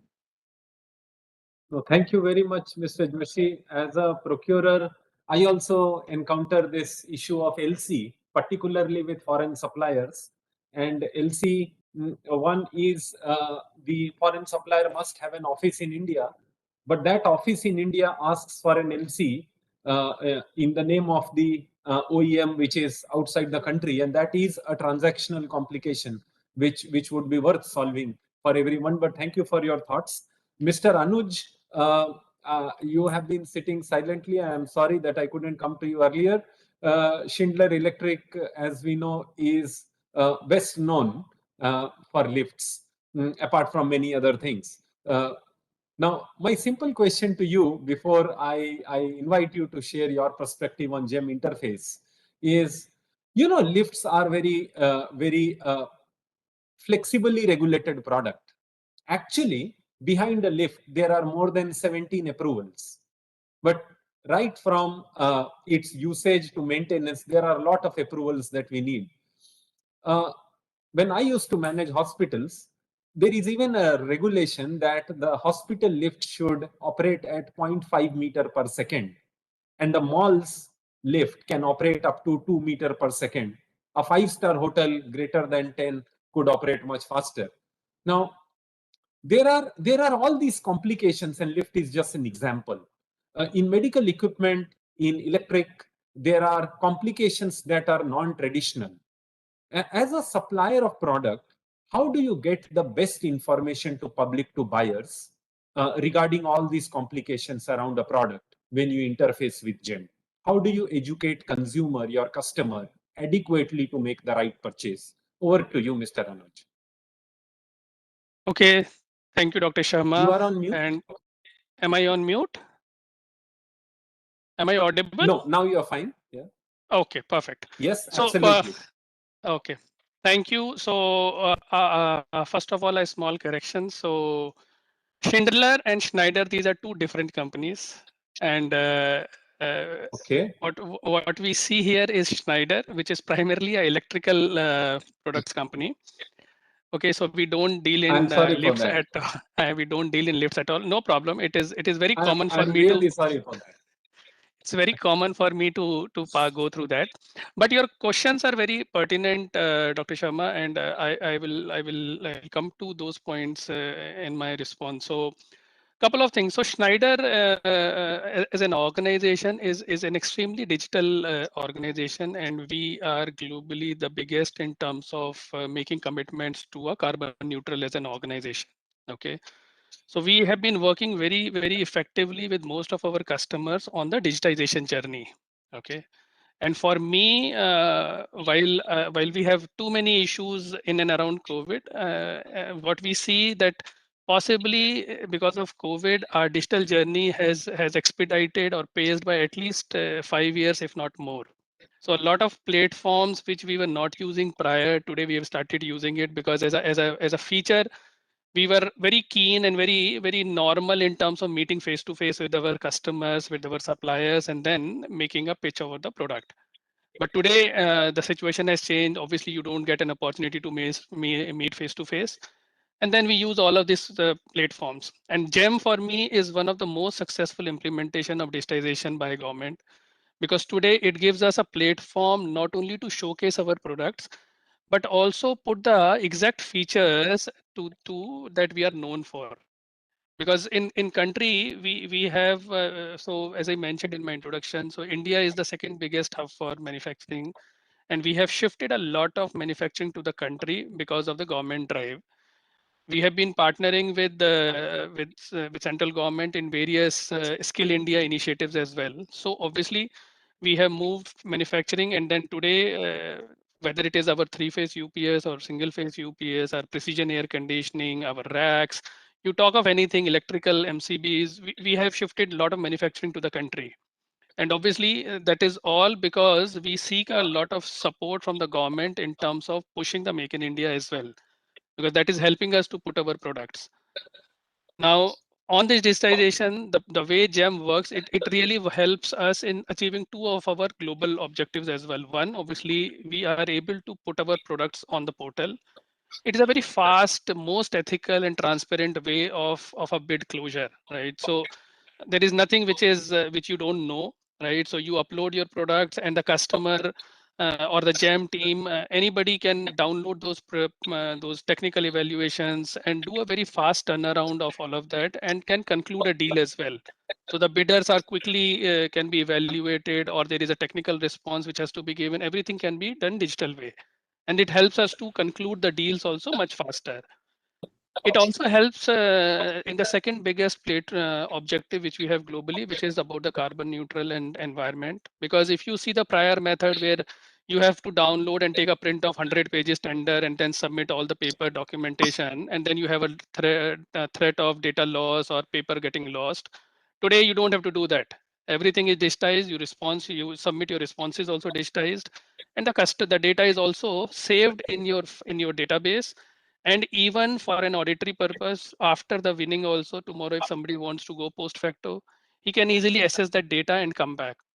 So the GEM for me as an organization, and since I lead most of the digital platform as a business development head and as a strategy for Schneider, this is something which is the most innovative usage that we are seeing. And as I said, possibly one of the rare positive outcomes of COVID, that our country has moved the digitization pace much faster.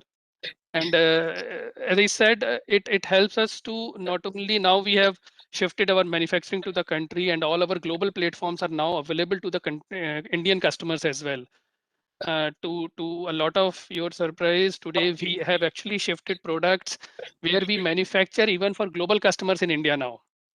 So we have the same global platforms for Indian customer that used to be there for the US or European markets or Japanese markets. So the quality and platforms are constant, and it helps us to ensure that the Indian customers are taken care to the best of their usage. So that is something which we as an organization, as an OEM, as a manufacturer see the advantage of GeM.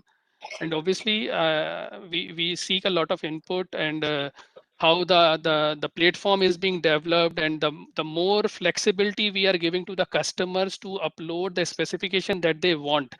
So initially there used to be a very tailored kind of a specification. The customer did not have a flexibility to choose what he wants. I think the team is really innovative. They are creating that flexibility so that customers can put their required specification, and then obviously people can participate and make an offer rather than just going by a tailored requirement. And it helps the usage as far as the customer usage is concerned. So this is something which I wanted to state as a very obvious and a very positive outcome of GeM as a platform for us.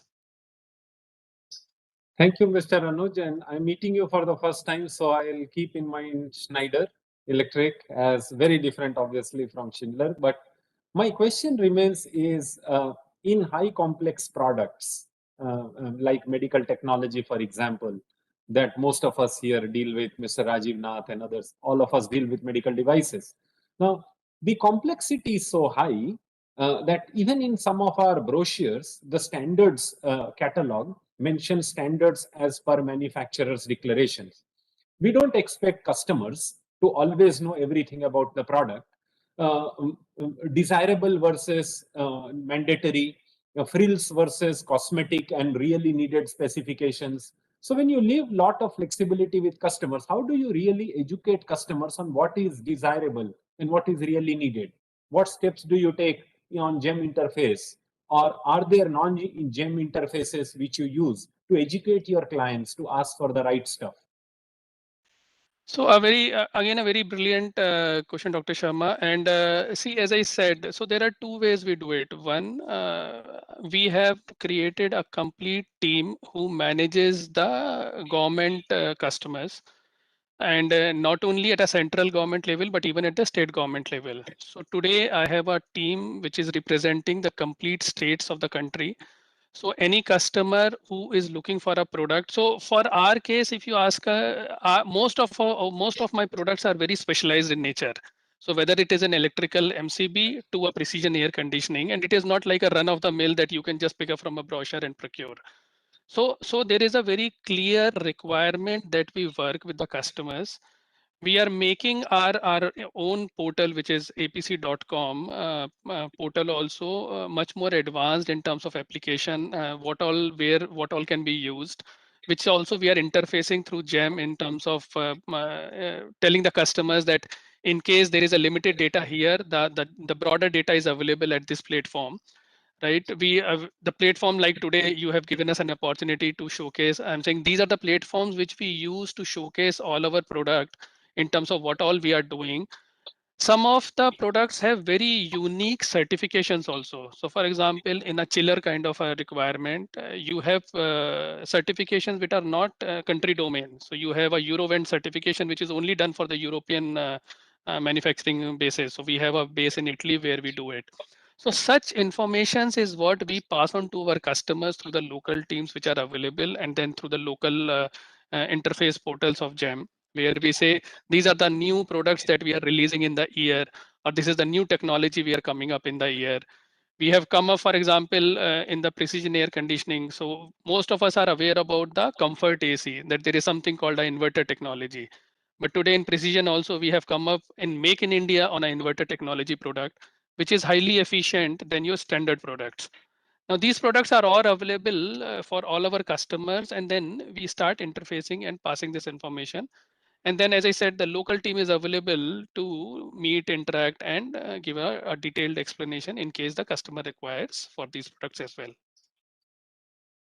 Thank you very much. Thank you very much, Mr. Anuj. I move to our next colleague, Mr. Gautam, who is from Transasia Biomedical. Is he there still? Yeah, I see his name. Yeah. Mr. Gautam, Transasia Biomedical is one of the large diagnostic firms in India. in a very conservative sense, it literally represents what a medium to large scale enterprise in vitro diagnostics in India means. Now, it has its own benefits and challenges. I will request you, of course, to share your views on how you interface with GeM, how you reach out to more and more clients. I have two very specific questions to you. Given that you can reasonably represent as a company a medium to large scale IVD enterprise in India, what percentage of your business happens on GeM? What percentage is non-GeM? Second question, in vitro diagnostics, we have also a very unique requirement.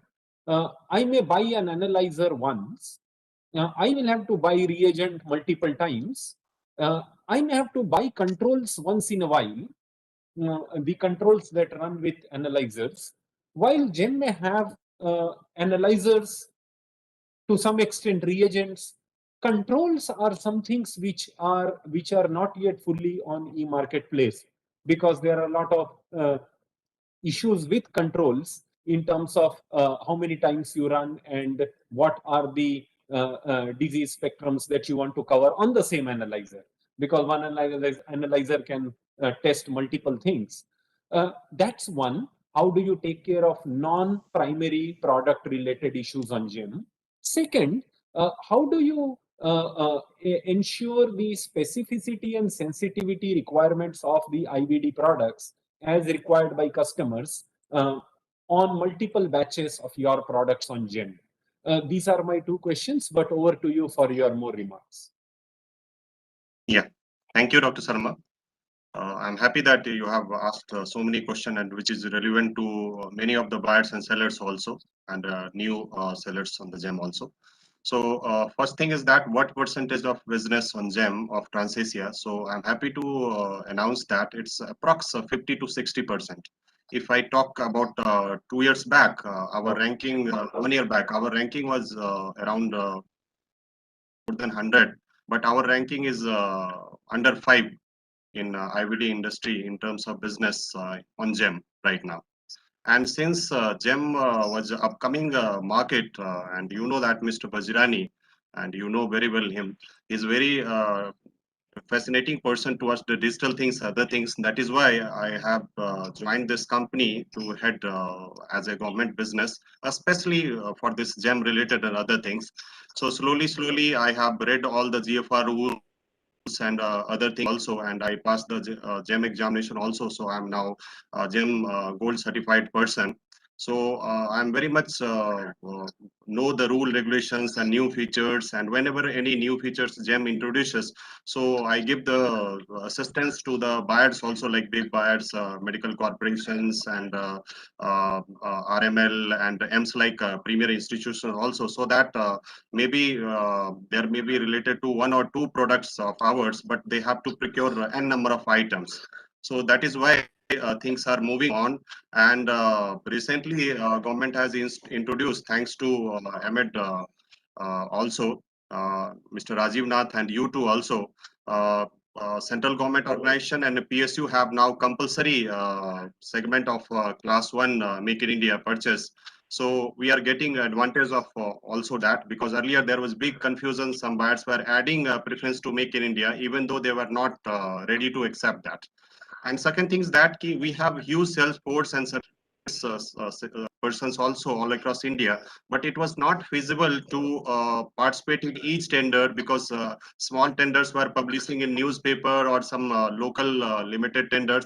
But now we are participating in almost 100% tenders, because without visiting there, we have the participation chance. And the good thing is that GeM has recently introduced online representation. If anything comes which is not related to us, then we submit the online representation, and the customer is liable to reply on time. Otherwise they can go for this technical evolution, other things. So that's a good thing that.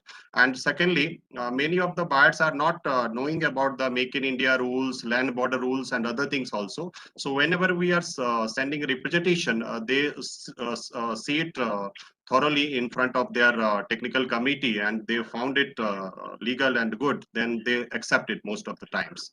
But our business growth is good on GeM, but there are limited, there are some challenges also. If you allow me, then I can speak on that also. Yeah. So like our business is also growing, and our 100% products are available on GeM, and most of the products are GeM, especially COVID related products, are being already assessed by the ICMR. Like you have heard about RT-PCR kits and COVID-19 IgG kits. So sensitivity and specificity is already checked by the ICMR in advance. So there is no quality check and other issues also. Even though if some customers talk about like dengue, malaria or anything, and he was asked for this validation by NIB and some other institution. So we are ready to do that, and we are doing that. Like recently we have participated in few tenders by the corporation. They have asked that it must be validated by NIB or NIV. So we have did that, and most of the times, with 100% our quality is good because we have a strong R&D team and quality team also. So product quality is never an issue for that. But some challenges are there. What do you do for the controls, supply of controls over Yes, and over I'm coming again on the to point. the same? I'm coming on the point. I'm coming that as in earlier session, GeM has told about BOQ bidding and custom bidding also. So we have a large installation all across India, like 5-part analyzer, 3-part hematology analyzer, and fully automatic biochemistry, which needs controls frequently. So thanks to GeM, they have introduced this BOQ bidding and bunch bidding also. Through this BOQ bidding, they are placed to a specification as desired by their choice, and we are directly placing the we are directly participating in that bid, and they are purchasing that. In few cases like biochemistry controls, GeM has created controls for this, like ERBA biochemistry controls. So buyers are ready to purchase that. And second thing is that if that control is not available apart from biochemistry, they are able to purchase it through this BOQ bidding, new technologies. And recently, like EMS Batinda, EMS Nagpur, and some other big organizations have purchased biochemistry for controls for biochemistry, hematology, and other segments also. So let me yeah. So I'm telling you some we have Yes, 10 yes. minutes. Let me hear Mr. Nath and Mrs. Manju, and then if time permits, you can share your challenges. You are a gold certified sure. GeM assessor, so it should not Sure, be a problem to solve those challenges. Mr. Nath, over to you. My two queries to you is, you know this better than anybody else, the heterogeneity in medical devices. It could be a mask to an MRI. It could be medical textiles to radioisotopes. It could be, the variation is so huge. In your IMED membership, do you see that the suppliers that are on GeM from your association are more towards a certain category and less towards some other categories, the high complexity technology categories? And what should we do to address it?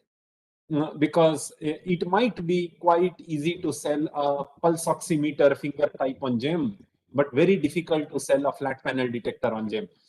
There might be complexities which these members may experience differently.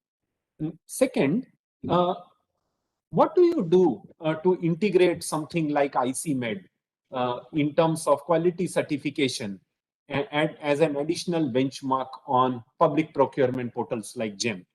So my two queries to you is on technological complexity between inter-product segments. The second on quality benchmarking system that could have some say in GeM-based procurement. But besides these two, anything else on MedTech interface with GeM that you would like to share? Please go ahead. The mic is yours. Thank you, Dr. Sharma. And I must say that GeM has been a great, I would say, game changer. I would say for all categories of products, and more so in medical devices, especially since more recently the government came out with the preferential procurement policy of class 1 suppliers.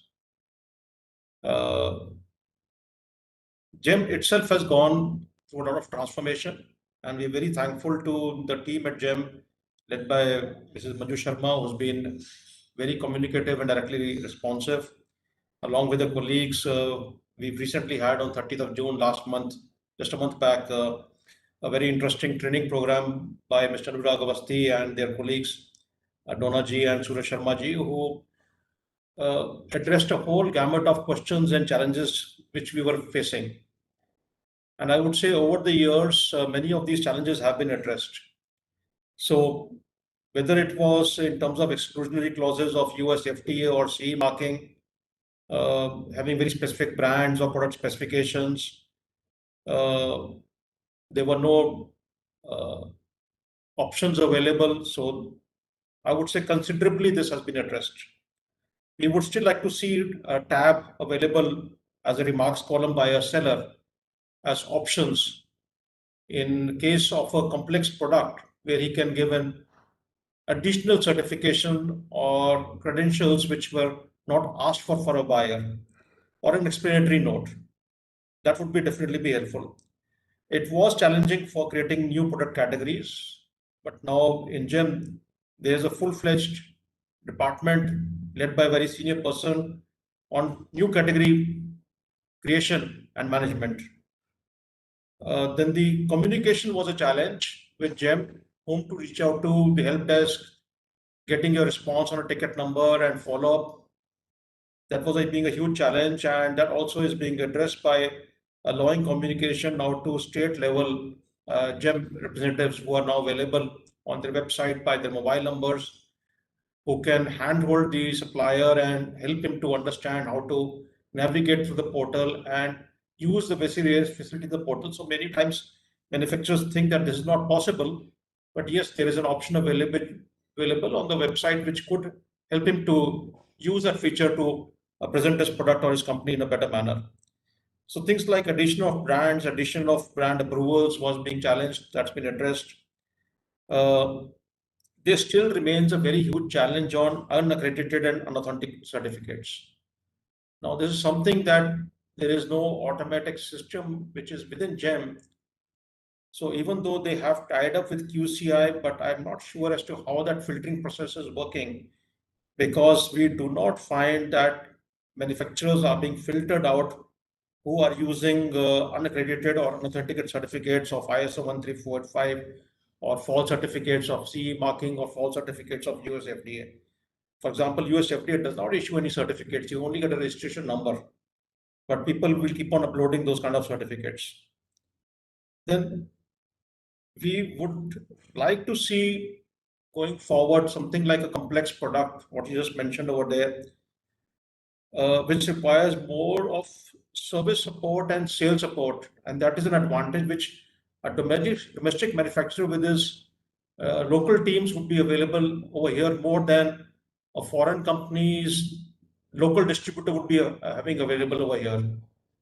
So compared to a fly-by-night operator who would be looking only at pushing his product based on his overseas brand name image as a reseller or a L1 pricing, we would like to see that the buyer has a possibility, even in common procurement, to go in for an R1 or a rating 1 based procurement.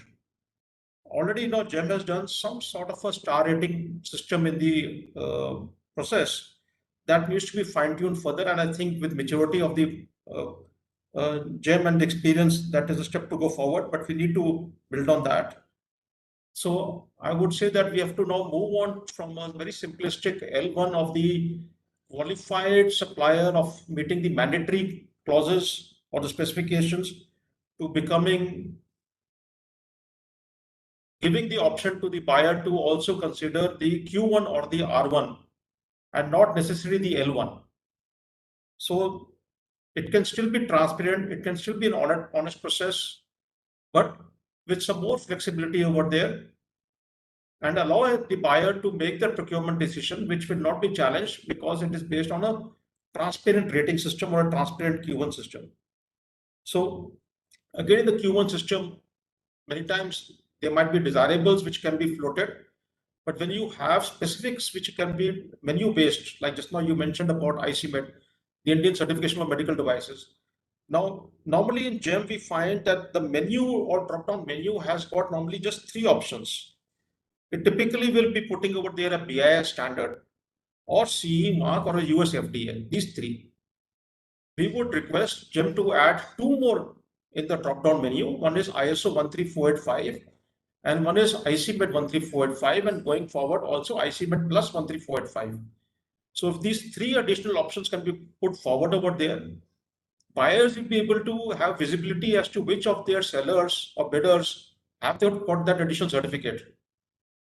In the beginning, they may not necessarily keep it mandatory. Later on with experience, they might make it mandatory, but at least they'll start having visibility and start giving a preference based on that. And another challenge sometimes that is felt is on the minimal PO quantities for delivery. Now, it's very interesting, and just now it was mentioned to have a rating, the contract rating system over there. But the contract rating system in government procurement normally is based on a minimum order quantity. Now, if somebody is just going to buy a box of ELISA tests or a box of syringes to be delivered, say within a 30-kilometer radius, it's something else compared to shipping, sending across a shipping carton or sending across a truckload of goods. So manufacturers normally would be getting the large volume supplies. Then you need to have the system in place for a staircase pricing. So staircase pricing will then allow the buyer to buy not necessarily large volumes, but smaller quantities more frequently, to have more just-in-time purchases. So if that kind of an option is also available, of course, it makes the procurement process more complex. So you can do initially evaluation based on the truckload kind of large volume quotes, and also have a system built in place over there for evaluating the quotes based on the smaller quantity or the actual feasible procurement, which normally takes place based on shipping cartons or on boxes, not on truckloads. So this is how it's done internationally also when we are supplying internationally to buyers in the UN agencies. They look at it both ways, that the procurement can be done not only on the basis of the basic bid, but also on the landed cost and based on certain other rating performances. These are my thoughts. Thank you. Thank you, Mr. Na. Thank you. And the floor is yours, Mrs. Manjuji. As I mentioned, I think you have heard everyone complimenting GeM. So please convey our collective best wishes and congratulations to your team. Actually, and apart from very thankful to everybody for appreciating GeM. Now I think GeM has come to this stage that we are getting the appreciation. Otherwise, till last 1 or 2 years back, it was hardly anyone who was appreciating GeM. But I am happy to see that now everybody is appreciating GeM. That is one thing. And next, I just will cover a few points which may cover the concerns of all the people. Like during this COVID period, GeM has made concerted effort to facilitate the procurement and to make it more easier for the buyers by making few technological changes for functionality changes, like the delivery period. Because during COVID time, the requirement was within 1 day or 3 days or maybe within a week's time. So the delivery period was reduced to, now it is even 1 day delivery time, or bidding period is 1 day, as short as 1 day only. And the categories which were not available, we worked hard to create as many categories as possible. And the innovative product like various kinds of disinfectant machines and services, also disinfection services and cleanliness services, many services, in fact, many products, roughly 300 categories were created during very short span of time. And for visibility purpose, we created separate page for COVID categories, which includes medical categories and auxiliary categories also, so that it will be easier for the buyer to select those categories and place the order. So that was, and the seller onboarding was there again, that was a challenge. So we were just getting as many sellers as possible from buyers for net searching or for any source. And we were just contacting them to onboard on GeM. And local vendors were also onboarded so that it will be easier for small purchases. For the buyers, they can choose local vendors, local filters were provided to the buyers. Then vendor exemption for this ICMR approved vendors for testing kits or the this RT-PCR kits or rapid antigen kits, whatever the ICMR approval was there. So we were just giving exemption for the vendor assessment to onboard faster. And standards like Rajiv Nathji has already said, we are making giving these options. First of all, in fact, we are incorporating ICMET Plus also. As far as I remember, when even 1 year or 2 years back, we were certainly we were giving that option in all the categories, ICMET Plus and ISO also. If you come across some category where it is not mentioned, please let us know. We will just definitely incorporate those standards. But it will be good that ICMET Plus is coming, so it will be easier for us also, and for domestic purchase also it will be easier. There is at least some standard certification is there. So I hope you will take it forward quickly, so that it will be easier for the buyer. So definitely we will incorporate everywhere if it is not there, but please let us know if it is not there in any of the categories. And this the COVID already, we created so many categories. Oxygen in this oxygen crisis, we made separate page for the oxygen supplies also, so that it will be easier for the buyer and seller. Maybe cold chain equipment also, we created so many categories very in short time. And regarding, I just wanted to inform one thing, like this consumable part, it was not there earlier. It was difficult for the buyers, in addition to the hematology analyzer or something, because their requirement was, in addition to the equipment, they want the consumables also. So now we have just starting, maybe in a week or so, we are giving the provision for the sellers to upload at least in the phase 1, to upload the PDF format of this all consumables required for that equipment, and maybe how many period, how many cycles the buyer will specify in the additional terms and conditions. Accordingly, the sellers can upload their consumables. So that will be taken into account while evaluating the financial bid. So L1 will be decided based on the main equipment and the consumables. So that was the requirement from all the hospitals across the country, so that we are addressing. And like a multi-currency or LOC, yes, we have received this requirement from AIMS also, other hospitals also. It may take some time, but we have already noted these requirements. We will, as soon as possible, we will try to incorporate those also. And regarding the specifications, because the medical equipment, I have seen that there are so wide variation in the specifications.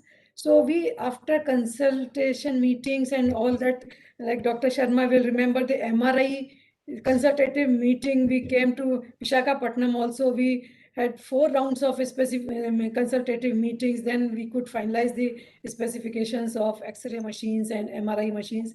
Even then, I think there may be some specifications left out. Maybe they are getting more and more models in the market, and they try to give those models and compare. There is no comparison also for the model. So there is challenges in that also. But for that, we are giving now 5, in addition to the existing specifications, we are giving 5 parameters, technical parameters to all the buyers, so that they can incorporate specifications or standards or certification, whatever they feel, in those 5 parameters to meet their own requirement, to buyer specific requirements. So hopefully that is That way they will be able to make procurement according to their requirement. So, and the next is if the product is not available or the specification is so different, then they can always go for the custom bid. The custom bid facility is already given to the buyer. So that way we are trying to incorporate as, but it is a developing platform. So we are incorporating more and more features and more functionalities. So I hope in future we will be able to cater more and more requirements of the buyers. So Wonderful. Thank you, Mrs. Manju.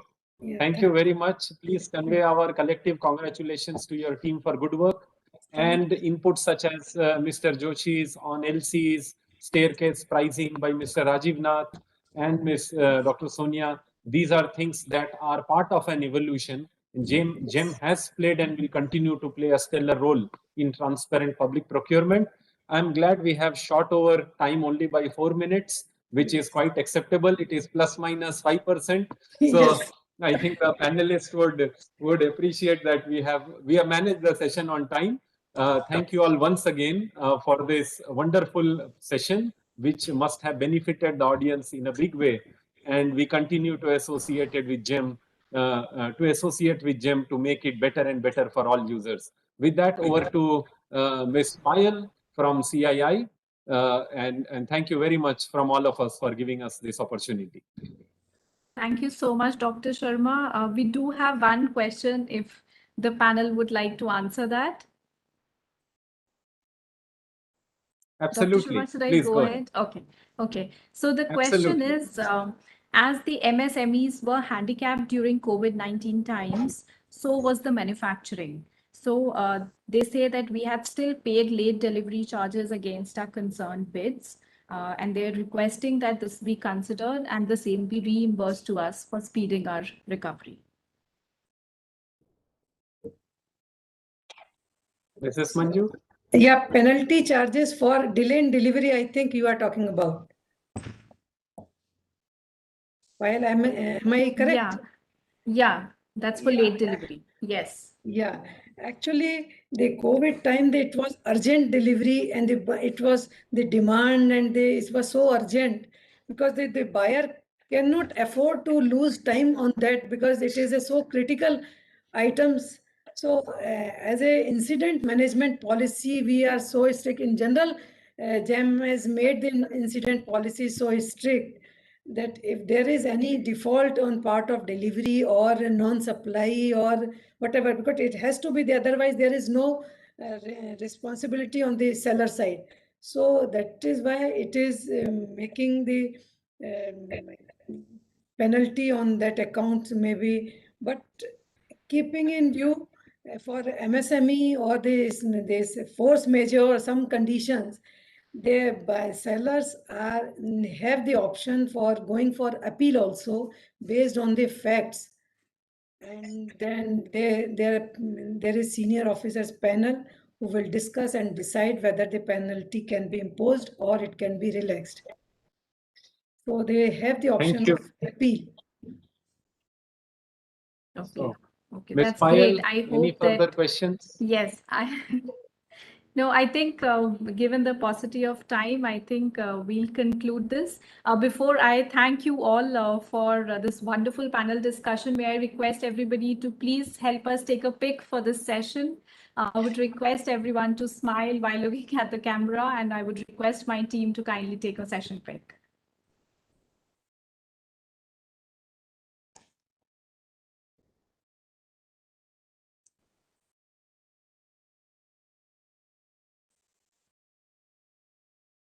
Thank you so much, everyone. My sincere thank you to all the panelists for taking out your time and sharing your valuable insights with us.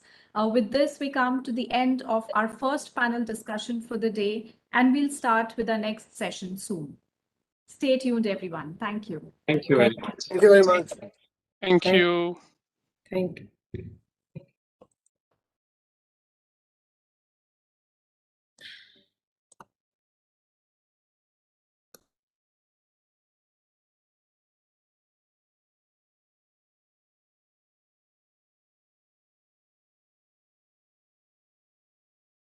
It wasn't long ago that catching a ride like this, or accessing every single song in the world like this, or even connecting to your home like this, Hello. seemed unimaginable. Kind of like having the cloud experience outside the public cloud. But that experience is here, across all your apps and data, wherever they live, as a service. We were the first to say the world will be hybrid, and it is. Just as streaming brought the theater to you, and online shopping brought the entire store to you, HPE is bringing the entire cloud experience to you. Cloud is not a destination, it is an experience. Apps and data unified. Clouds, edges, data centers unified. This is more agility, instant insights, faster innovation, data gravity defied. All in one place, one single line of sight, one consistent experience. One direct route to a better next, and the vision to take you further. This is the cloud experience everywhere. This is HPE.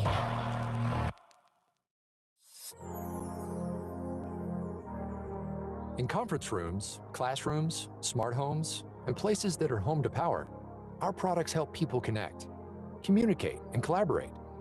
Master a meeting, an opportunity, a moment. And while sometimes our solutions do nothing more than advance the proper mood, more often, they move companies, communities, and even humanity forward. And it's that innovation that fuels us. We are Crestron. We've defined and redefined the best in room automation, smart home systems, content distribution, and video conferencing technology. We never stop pushing further, creating solutions that exceed expectations, defy limitations, relentlessly committed to research and development. The result? Leading-edge products, built in factories of the future, equipped with quality assurance that replicates years of service in the service of peace of mind. What can't be replicated? The ingenuity of design teams creating solutions for customers long before a sale, and support that continues for decades afterwards. Training, education. We push these too, partnering with the industry's most ambitious professionals at Crestron Masters, so they, like us, are fueled by all the things innovation will help them do. Crestron. Innovation fuels us. The world is full of people telling you who to believe they are. Well, we thought we'd tell you who we're not. Let's start here. We're not in shipping. We don't make lifts. Seriously, no lifts. We do this. We're good at this. And we make all of these. And even though you'll find us here and here, we don't make energy. We make you save it. And you'll be saving the environment too. Are we an internet company? Well, we connect and power just about everything around you, helping machines talk to each other and to you, making your world more personal. We're seeking out the big questions and answering them honestly. Like, how can we make the most of our energy and resources? Or can we make access to energy and digital basic human rights? We're real people, employees, developers, partners, investors, and inventors, all passionate about doing what's right. We're open, humans of all sorts from all over, learning from each other and about each other. We're not here to save the world. It'll go on with or without us. We're here to help power and connect what you do every day, to ensure life is on everywhere, for everyone, at every moment.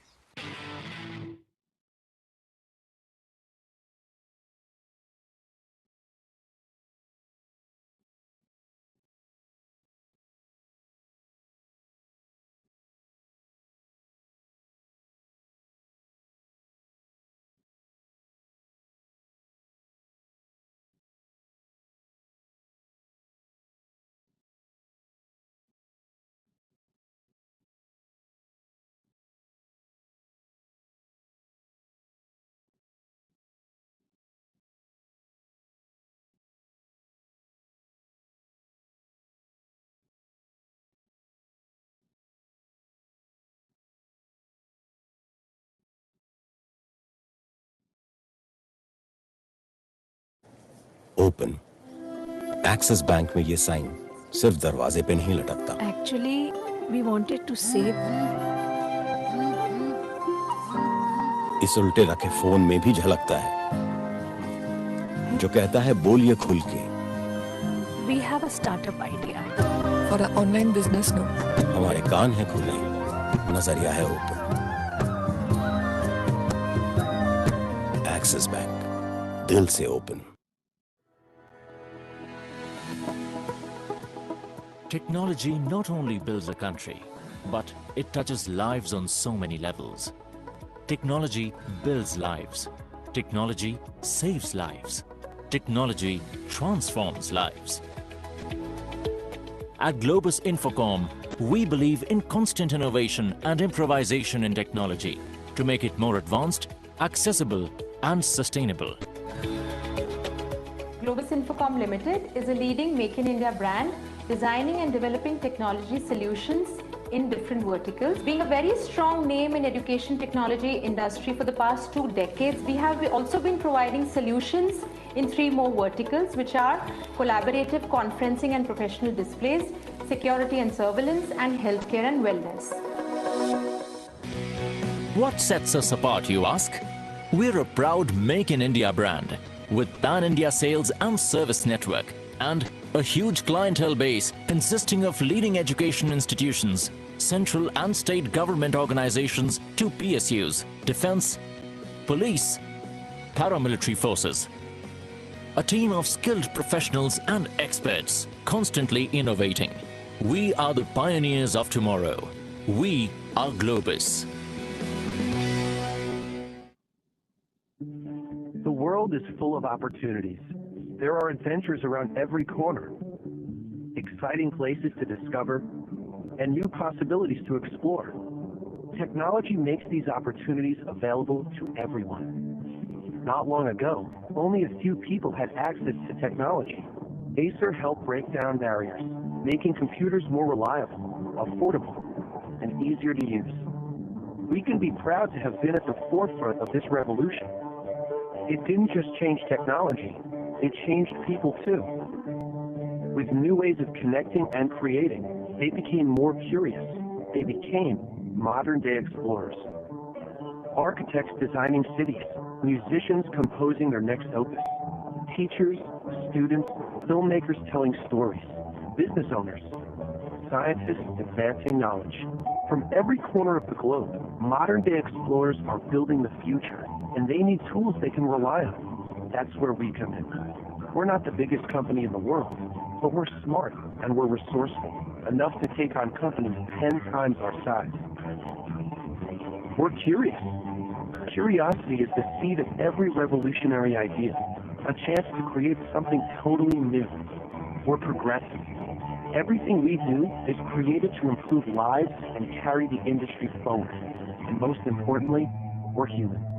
We take pride in our products, but even more pride in what people do with them. Every day, we contribute to society, pushing the limits of what's possible by making knowledge and creativity available to all.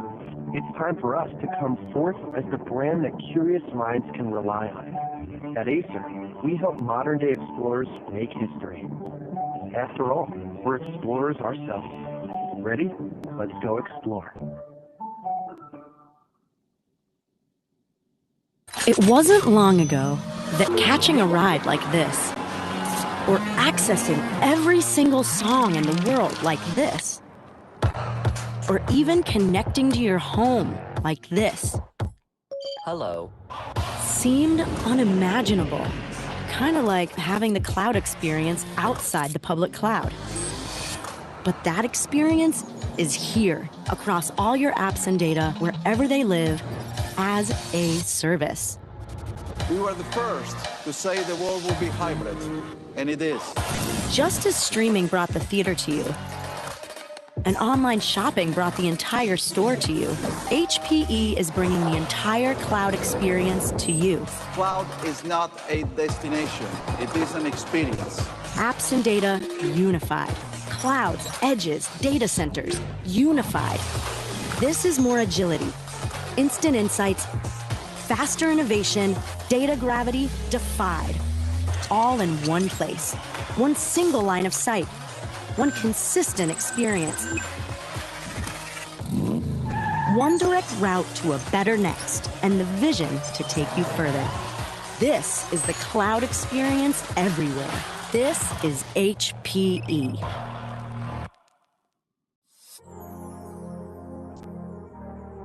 In conference rooms, classrooms, smart homes, and places that are home to power, our products help people connect, communicate, and collaborate. Master a meeting, an opportunity, a moment. And while sometimes our solutions do nothing more than advance the proper mood, more often, they move companies, communities, and even humanity forward. And it's that innovation that fuels us. We are Crestron. We've defined and redefined the best in room automation, smart home systems, content distribution, and video conferencing technology. We never stop pushing further, creating solutions that exceed expectations, defy limitations, relentlessly committed to research and development. The result? Leading-edge products, built in factories of the future, equipped with quality assurance that replicates years of service in the service of peace of mind. What can't be replicated? The ingenuity of design teams creating solutions for customers long before a sale, and support that continues for decades afterwards. Training, education. We push these too, partnering with the industry's most ambitious professionals at Crestron Masters, so they, like us, are fueled by all the things innovation will help them do. Crestron. Innovation fuels us. The world is full of people telling you who to believe they are. Well, we thought we'd tell you who we're not. Let's start here. We're not in shipping. We don't make lifts. Seriously, no lifts. We do this. We're good at this. And we make all of these. And even though you'll find us here and here, we don't make energy. We make you save it. And you'll be saving the environment too. Are we an internet company? Well, we connect and power just about everything around you, helping machines talk to each other and to you, making your world more personal. We're seeking out the big questions and answering them honestly. Like, how can we make the most of our energy and resources? Or can we make access to energy and digital basic human rights? We're real people, employees, developers, partners, investors, and inventors, all passionate about doing what's right. We're open. Humans of all sorts from all over, learning from each other and about each other. We're not here to save the world. It'll go on with or without us. We're here to help power and connect what you do every day, to ensure life is on everywhere, for everyone, at every moment.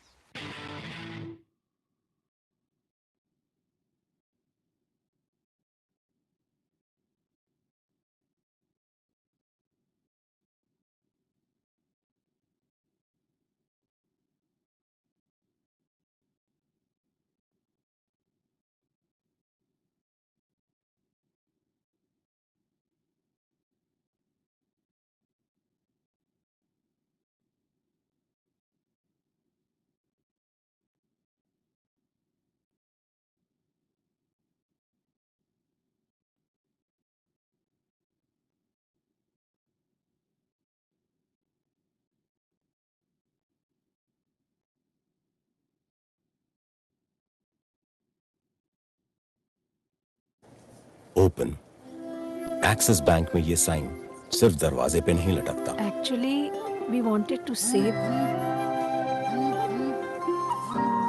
इस उल्टे रखे phone में भी झलकता है, जो कहता है बोलिए खुल के। We have a startup idea for an online business, no? हमारे कान है खुले, नजरिया है ओपन। एक्सिस बैंक, दिल से open. Technology not only builds a country, but it touches lives on so many levels. Technology builds lives. Technology saves lives. Technology transforms lives. At Globus Infocom, we believe in constant innovation and improvisation in technology to make it more advanced, accessible, and sustainable. Globus Infocom Limited is a leading Make in India brand, designing and developing technology solutions in different verticals. Being a very strong name in education technology industry for the past 2 decades, we have also been providing solutions in 3 more verticals, which are collaborative conferencing and professional displays, security and surveillance, and healthcare and wellness. What sets us apart, you ask? We're a proud Make in India brand with pan-India sales and service network and a huge clientele base consisting of leading education institutions, central and state government organizations to PSUs, defense, police, paramilitary forces. A team of skilled professionals and experts constantly innovating. We are the pioneers of tomorrow. We are Globus. The world is full of opportunities. There are adventures around every corner, exciting places to discover, and new possibilities to explore. Technology makes these opportunities available to everyone. Not long ago, only a few people had access to technology. Acer helped break down barriers, making computers more reliable, affordable, and easier to use. We can be proud to have been at the forefront of this revolution. It didn't just change technology, it changed people too. With new ways of connecting and creating, they became more curious. They became modern-day explorers.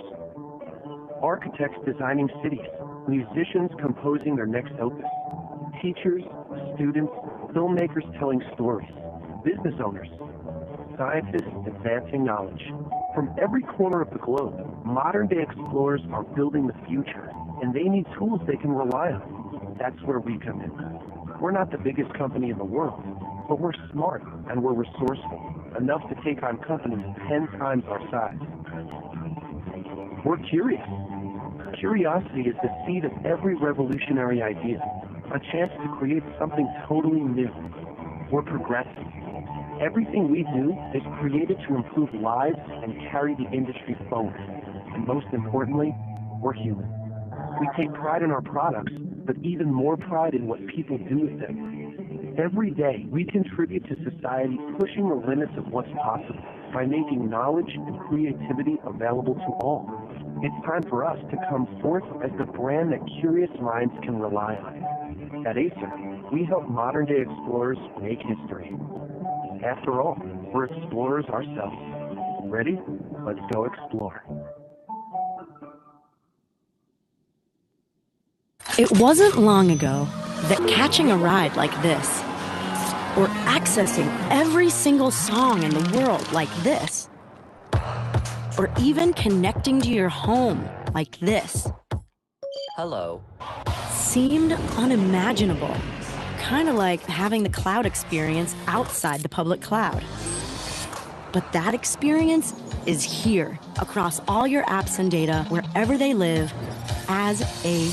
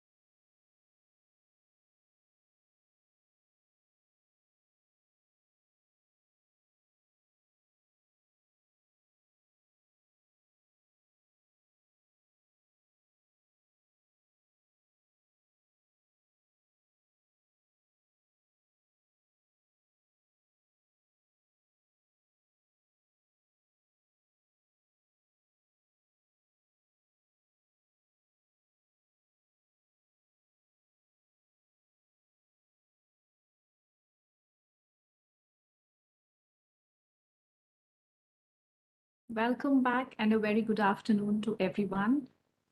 Before we begin our next session, may I request all the speakers to kindly keep their mics on mute and unmute while speaking. The third session of the day is on emergence of a resilient Indian MSME sector through public procurement. The panel discussion will be moderated by Shri Ashok Sehgal, Co-Chairman CII National MSME Council and Director Frontier Technologies Private Limited. Our other esteemed panelists for the session are Shri Vijay Sardana, Public Speaker, Dr. Yamini Agarwal, Faculty, Bharati Vidyapeeth, Shri Hitesh Vaidya, Associate Director, Government and Banking Business, ASA, Dr. S.N. Srinivas, CEO, Rural Electrification Foundation, Shri Rajesh Jain, ACO, GeM, and Shri P. Ravikumar, CGM, National Small Industries Corporation. With this, may I request Shri Ashok Sehgal to kindly take the session forward. Thank you very much, Payal. Good Mr. afternoon. Sehgal, I just wanted to inform you that Mr. Sardana would be joining us shortly. Right. So you may please begin. I have been told that. Thank you so much. Thank you. Okay. Good afternoon to all the participants and panelists, and welcome to this panel discussion on emergence of a resilient Indian MSME sector through public procurement. Before we move further, I would just like to mention why we are focusing on Indian MSMEs so much, and what is the position and importance of MSMEs in our overall Indian economic scenario.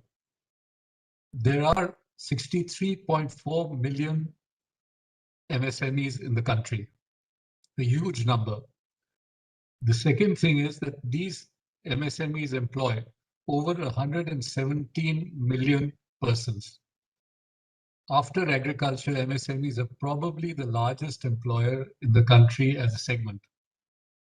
MSMEs, and these numbers I'm saying now, may be a little outdated. The numbers are that MSMEs contribute 28% to GDP.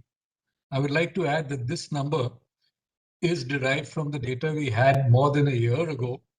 And as many of you may be aware, the definition of MSMEs in India has been enlarged since then.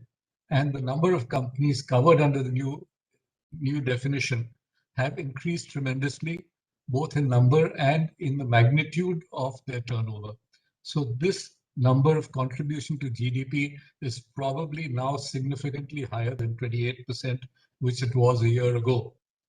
The total manufacturing output contributed last year, again with the limited definition, was 45% of the total national manufacturing output. Then, not only this, now there's a lot of talk of Atmanirbhar Bharat and making in India for the world and local for global and all that. Indian MSMEs contribute over 40% to the exports from India. So the MSMEs are an important sector. On the other hand, MSMEs have been badly hit by the pandemic. So there is a need to ensure that the MSMEs come out of it and continue to contribute to GDP, to employment, to exports, and to the overall growth of India. MSMEs form the base of the pyramid on which a lot of economic activities depend. The large corporates certainly source a lot of the materials from MSMEs, and without that strong base, no country can proceed. Now, this is true, of course, for the large corporates, as I mentioned, but it's equally important that to recognize that the government of India is one of the largest buyers in the country. Their support of MSMEs and other industrial units is vital for supporting industry as a whole. This is, as we recover from the COVID, the public procurement policy of the government of India can play and is playing a significant role in making sure the MSME sector revives, comes back to good health, and continues to grow and contribute. Now, to understand what is the best way of doing this and how this can help MSMEs and how public procurement does and can further help MSMEs to grow, and become more resilient. We have a very interesting panel whose names have been introduced already by Payal. Now, I would like to take the panel discussion forward. And in the first round, I will briefly introduce each of the participants, the panelists, and then ask them to give us a brief outline of what is their view in 3 or 4 minutes of what can be done and what is being done and what is the significance of this exercise and point of discussion we are having today. After that, out of the first round, whatever questions and interesting insights have emerged, we may ask some more questions from the panelists in the second round. And at the same time, any of the other participants who would like to ask any question, please put it in the chat box. I hope that we'll have time at the end to put some of these questions to some of the panelists.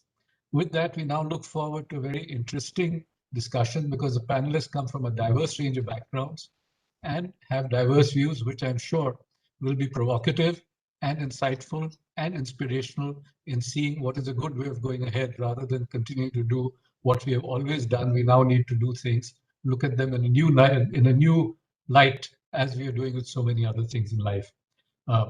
First of all, I'd like to request Mr. Rajesh Jain, Additional CEO of GeM, who has been associated with public procurement of goods and services for the last 24 years. He has been associated with GeM and its conceptualization from day one. He's been handling policy, the terms and conditions, the process flow, the functionalities, and overall the way GeM works. So over to you, Mr. Rajesh Jain. Mr. Jagan, I think this is probably one of the most important session of our today conclave because MSMEs, as you rightly pointed out, are the backbone of our country. Our industries are, in fact, entire social sector programs which are moved by the government are routed through this particular sector so that it reaches to the maximum number of people. I hope I'm audible. I just forgot to confirm. Yeah. If you could be a little bit louder, Mr. Jain, that'd be nice. Sure. Thank you. Coming back to the point of discussion, as rightly pointed out, we are going to discuss about MSME and the role of public procurement. The public procurement, how it can enrich the social sector schemes of the government and how it can help in achieving what the government wants to achieve. Coming to the point where we were discussing about how GeM can help in doing all this. So while a large number of schemes are already in place by the government and public procurement, preference for MSE is a very old policy. I think it was promulgated sometime in 2012. The order was issued in 2012.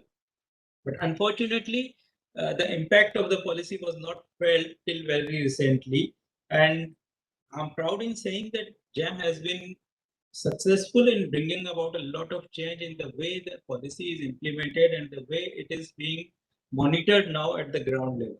So if I want to just analyze as to what has been the problem in implementation of the policy, the basic issue that was there was a lack of access to the MSEs.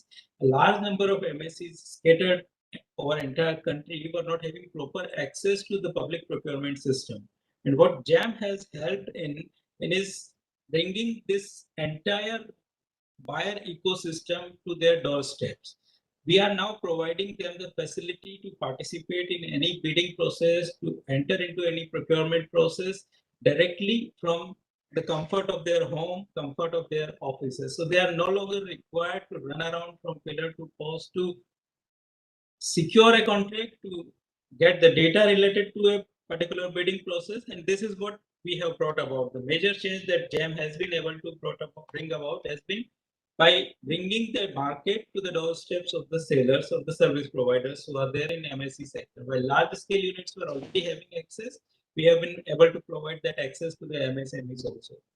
And a lot of automation that we have done in the process, in the way the bidding happens on GeM platform, it has helped significantly. And if numbers are any indicator, I'm proud in saying that more than 56% of total procurement that is happening on GeM is happening through the MSE sector. So that's a big achievement particularly when the government's own target is 25%. So GeM has in a way helped the buyers as well as buyers to achieve their target and sellers to get their market properly and make it accessible to them. So I would rest my case over here for the time being, because there will be a lot of questions and answers related to this that we can take up at a later stage. Thank you, Sagar. Thank you very much for that overview of GeM activities, GeM-CII. I would now like to move over to Dr. Yamini Agarwal. Professor Agarwal is currently a director at Bharatiya Vidyapeeth Institute of Management and Research. She has done a lot of research and a lot of case studies in corporate finance valuations, micro and macroeconomic perspectives, as well as global issues. Now, I think particularly we hope that she will enlighten us on what are the macro issues that we are likely to see post-COVID, and what are the micro responses we should have to that, as well as a perspective on where MSMEs can fit into the global supply chains. Over to you, Dr. Yamini. Please unmute yourself, Dr. Yeah. Thank you. Thank you, Mr. Ashok Cycle, for giving me this opportunity. Very good afternoon to everyone. Well, I think public procurement is a very important aspect of bringing about inclusiveness and sustainable growth in the economy through the MSME engine. We do understand that the MSME public procurement process presently requires that 25% of the procurement is done from the MSMEs, where about 4% is done from the SC/STs and 3% from the women. About 358 items are reserved for the MSMEs. Now, in the light of the globalization, open markets, and digitalization, it is necessary that it is shared across the societies to participate in the opportunities that are there available in the economy through a supportive mechanism of the government, where the public procurements may be done in a more transparent, efficient, and an inclusive manner. Well, MSMEs are agents of social cohesion and integration. They're important agents because they employ a large number of people and have the capacity to bring about greater innovations and growth in the economy. It's necessary to provide supportive business conditions, which includes a public procurement system like the GeM itself, which ensures greater amount of transparency and a commercial reduction in the cost, as well as overall level playing field for everyone. Well, it is also important that the MSMEs are allowed to participate and achieve their full growth potential by participating into the domestic and as well as global value chains, by allowing them to participate in public procurement mechanisms, as well as by bringing technology-driven portals or platforms to them. Well, a lot of times it is seen that the MSMEs face problems with respect to their being a part of the public procurement system because of the size of the tenders, usually unjustifiably discourage the MSMEs. Or at times the public procurement process or the documents are unnecessarily complex and are not simplified so that they can generate the requisite value or the procurement objective. It is also seen a lot of times that the financial capacity required by the MSMEs is usually set at a very disproportionate level, which does not allow the MSMEs to participate. The trades framework or the factoring framework allows that to help the MSMEs come and become a participant member. What is very important in public procurements through the GeM mechanism or through our portal mechanism is the use of the information and technology, which helps in bringing about the MSME access to them. Now, what is important for governments to ensure is that when the public procurements is there needs to be a continuous monitoring and evaluation as to what are the difficulties that they are facing with respect to the procurement mechanism, and how much is the overall share of the public procurements by the MSMEs. Well, to ensure that there is a greater MSME performance, it's necessary to look at four important aspects. One is institutional and regulatory framework. The other is access to markets. The third is entrepreneurial culture. And fourth is access to resources. When we look at the institutional and regulatory framework, it is necessary that the regulations are supportive of the MSMEs, which have been providing the necessary system support that are there. The court and legal framework is also supportive in bringing about enforcement of contracts that are there. There is public governance, there is competition, and there is taxation. When we talk about access to markets, domestic demand conditions, which does bring, which is propelled by the fact that we are talking about Atmanirbhar Abhiyan, we are talking about made in India products, we are talking about how locally produced products should be more consumed by people and more acceptable, is something that will create demand for the MSMEs. It's also important to bring about supportive policies, which the public procurement process is itself bringing in supporting the scale as well as technology and development that is there. Now, it is essential for the access of markets that infrastructure is provided, and GeM provides that one bit of infrastructure for the purposes of making the buyers and the sellers meet. Also, what is important is that the trade and investment policies are in their benefit. Then is entrepreneurial culture. We look at the present government, which is bringing about skill and skill and training development programs that are there, the online programs and the other programs. There is setting up of institutions which bring about greater skill enhancement and entrepreneurship itself. So opportunities. We have moved much higher scale in ease of doing business, which automatically indicates that the regulatory requirements for startups and other things have reduced. Attitudes, abilities also bring about a change. Then is access to resources. An important aspect is knowledge. So with the educational framework, whether it is setting up of IITs, IIMs, whether it is bringing about of the health infrastructure, which enhances productivity, whether it is in terms of investments in skill development, these are all beneficial in terms of bringing about knowledge. What further aids knowledge is the digitalization process. Also, what aids processing of overall business activities is digitalization and the infrastructure which is being developed for digitalization, right from bringing about the panchayats and the rural framework into the digitalization fold by laying optic fibers and others. Finance. Again, if we look at the post-pandemic, the pandemic scenario of the Atmanirbhar 1 Abhiyan, 2 Abhiyan, and 3 Abhiyan, we've seen a lot of activities have been focused on providing liquidity to the MSMEs to ensure that they can live during the pandemic, and the requisite support is provided for their working capital and other things.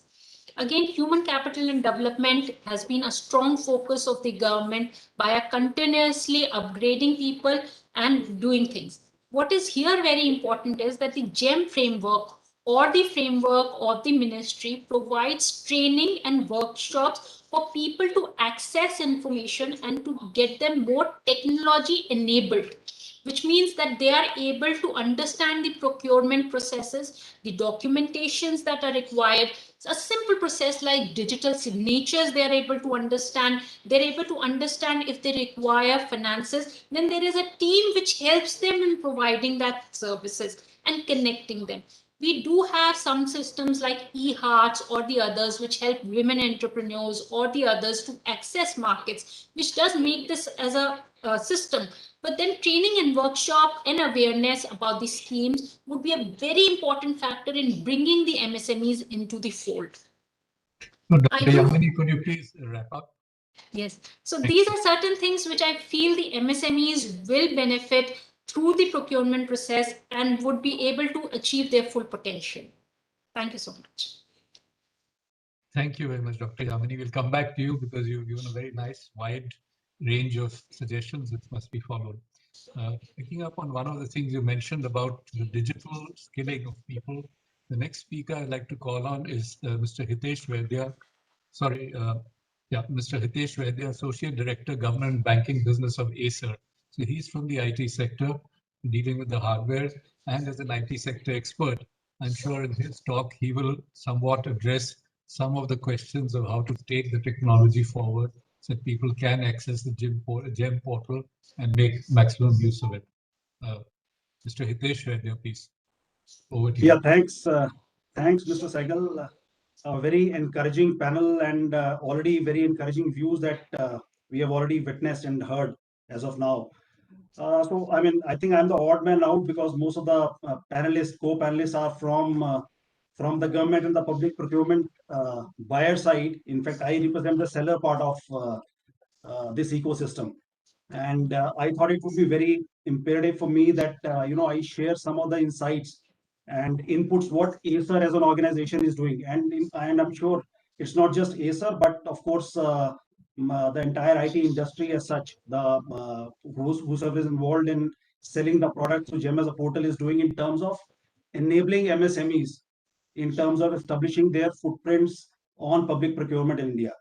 So some of the activities that Acer as an organization we are doing is that, one, we are very seriously analyzing the partner profile when we onboard these partners onto our selling platform.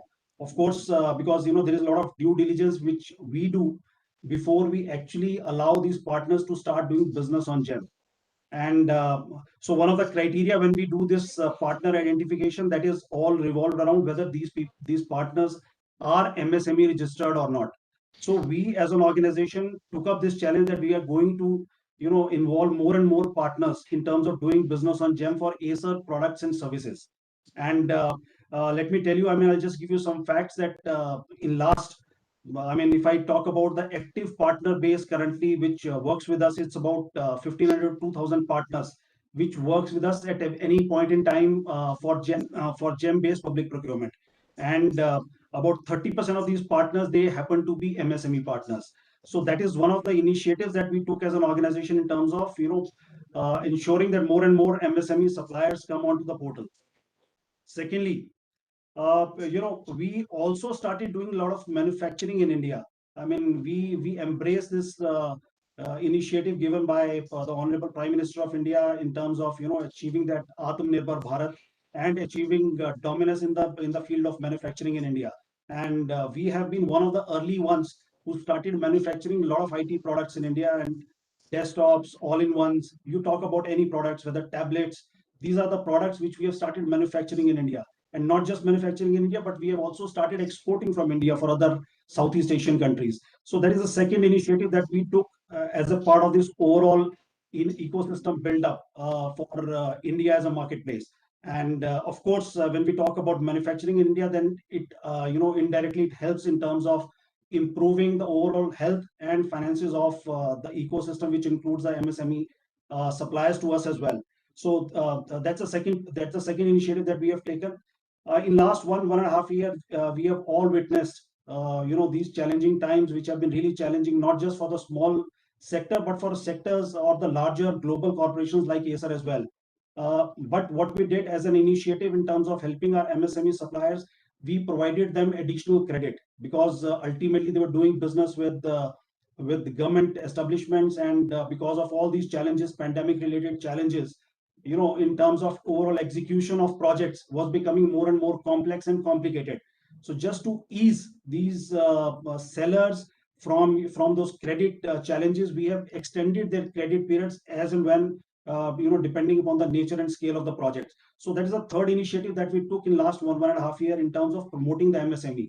So these were some of the initiatives on a very smaller scale, if I say, as an IT vendor that we have taken. Of course, I agree. This is not that's not the final thing that we would be doing. We are more and more deeply engaged with this with these MSME suppliers in terms of reaching out to nook and corner of this country.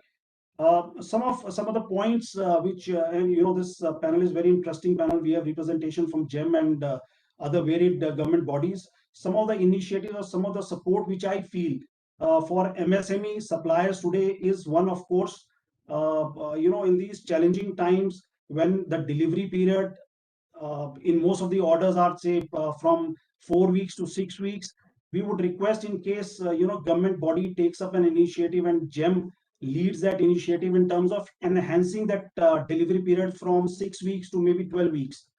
because that is one very critical importance for any supplier in terms of saving the late delivery charges, and that would ultimately benefit the MSME suppliers only. And secondly, while most of the central government departments, when they come out with the bids or the reverse auction related procurement engine, they specify 25% towards the procurement to be done from MSME suppliers as per the Government of India guidelines. But since GeM is not a platform which is only limited to central government buying, but it is also, it has a much larger varied scope in terms of procurement from state governments as well. So somewhere we would request, as an industry or as a as a propagator of improving MSME in India, I would request that this 25% should be made mandatory for any procurement which happens from GeM, whether it is a state government or a central government. So this is another suggestion which I have as an industry, because that would ultimately help in bringing more and more MSME suppliers onto this market, because ultimately these MSME vendors, they just don't belong to central government, but they belong to Government of India. They belong to each and every nook and corner of this country and each and every state of this country. So all state governments should also be made mandatory that they should be exercising this option while opening up any bids on GeM. So lastly, very important part, in case I think Dr. Yamini touched upon it on brief part in terms of helping in liquidity for the MSMEs. So my request here would be that in case GeM can come out with some sort of arrangement with some financial institutions in terms of helping MSME suppliers with the liquidity options in terms of procurement and execution of the orders, that would really encourage these MSMEs to increase their scales of business. And of course, the scales of business of MSMEs, if it increases that, it ultimately helps in terms of more employment generation, and it ultimately helps in terms of improving our overall GDP. Something which Mr. Sehgal also touched up. I think it's about 30% that MSMEs today can contribute to GDP of country. And with all these initiatives, it can certainly go up to maybe 35 to 40% in the next 3 to 4 years. So this is something which I just wanted to put across to this esteemed panel for further discussion. These are some of the points as an industry I wanted to touch up. I'm here available for any further discussion points on this. Thanks for the time. Thank you very much, Mr. Vaidya. That was very, very interesting. And your role as a IT company in today's discussion and otherwise in the entire MSME procurement process, whether public or private, is very, very vital. For next speaker, another very different kind of viewpoint I'm sure we'll get is from Dr. S.N. Srinivas. He's CEO of the Rural Electrification Foundation. Now, the REC Foundation is the CSR implementing arm of REC, or the Rural Electrification Corporation, which is a central public sector enterprise under the Ministry of Power. He has had 30 years of work experience in the development sector, while also in other years contributing to technology development, innovation. Technically, he holds several patents, and he has led implementation of over 200 different projects, implemented about 20 innovations, and published over 100 books, papers, articles on diverse subjects. So with such a diverse background, and now looking at it as a CSR exercise, to CSR responsibility to improve the public procurement and support MSMEs, we'd like to hear Dr. S.N. Srinivas's views on this.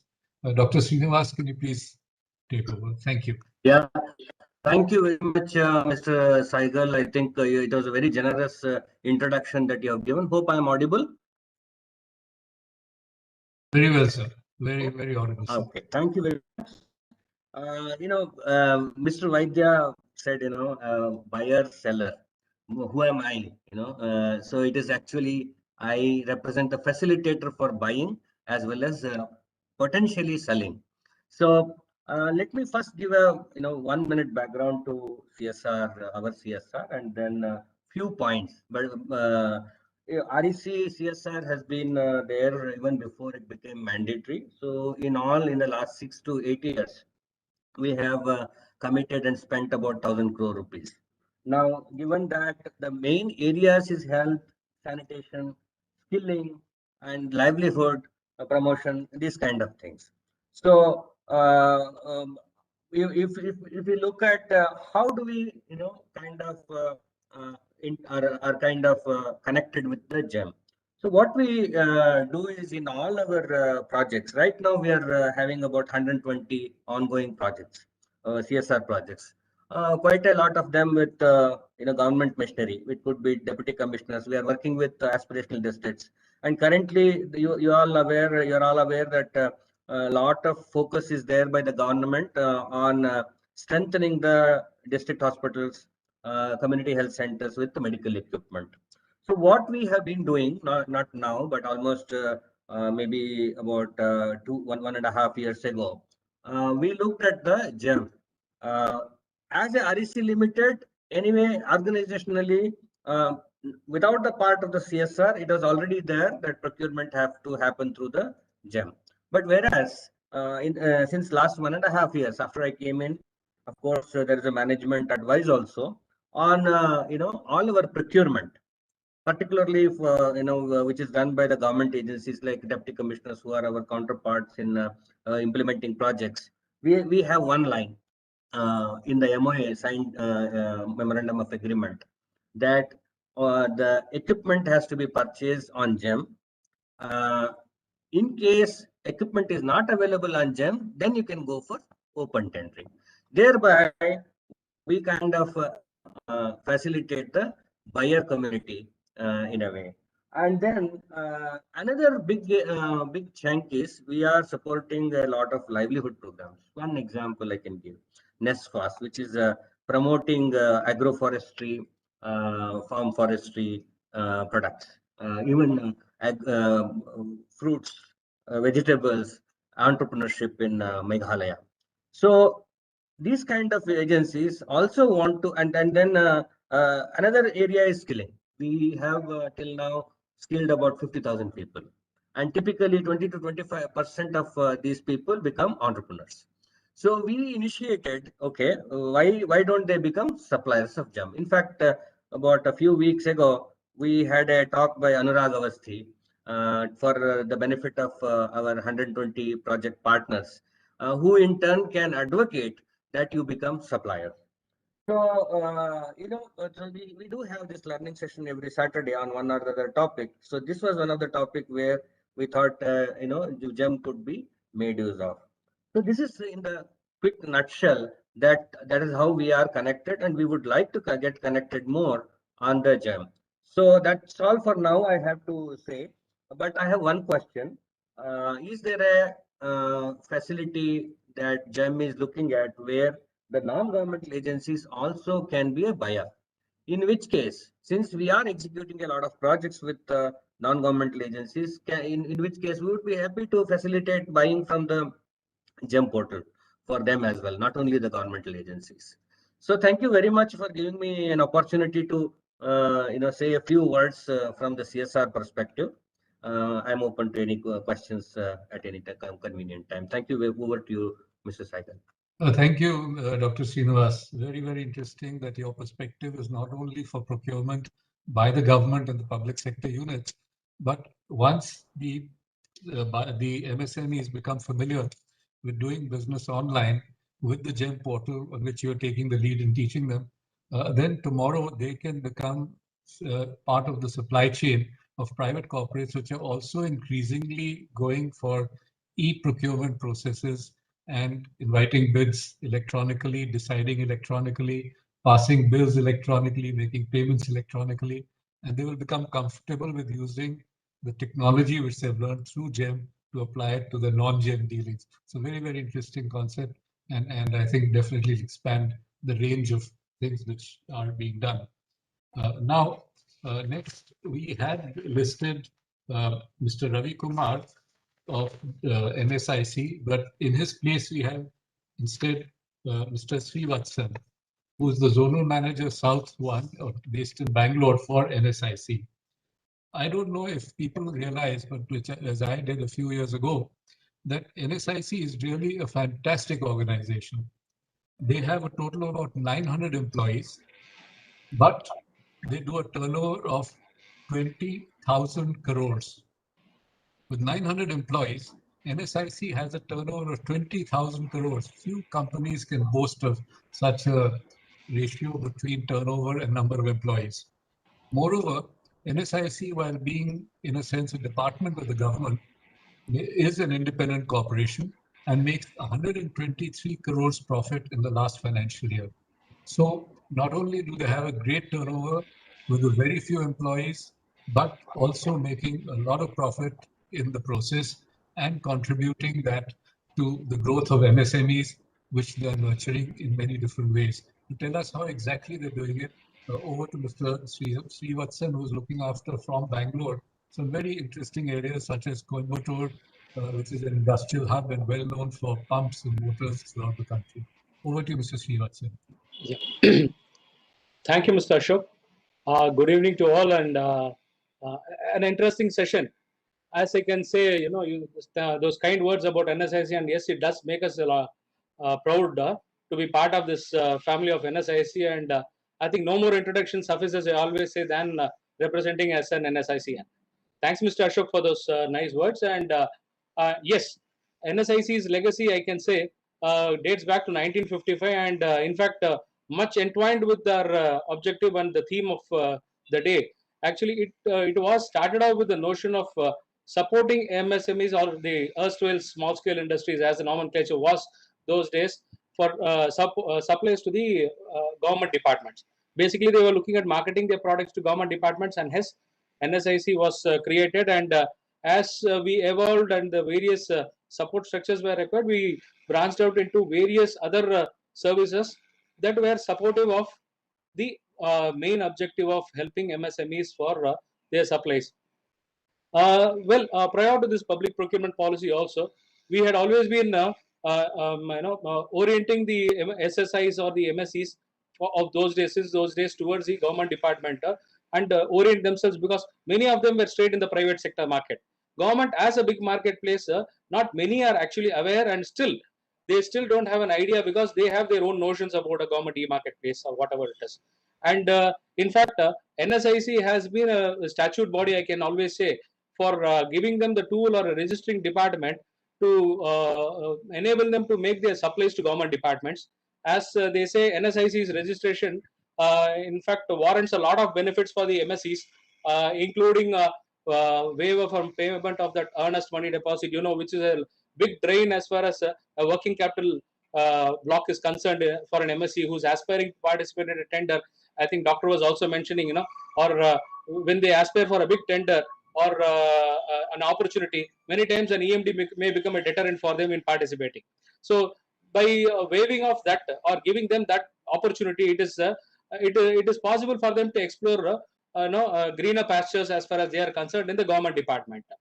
And when we talk the government sector, it is a huge area of I wouldn't call even expertise. Even a normal person can venture into it and come out with a great degree of success. I'm not talking only young entrepreneurs. I have known of a lot of even senior citizens who have actually superannuated, started off, and are doing fantastically well thanks to government sector.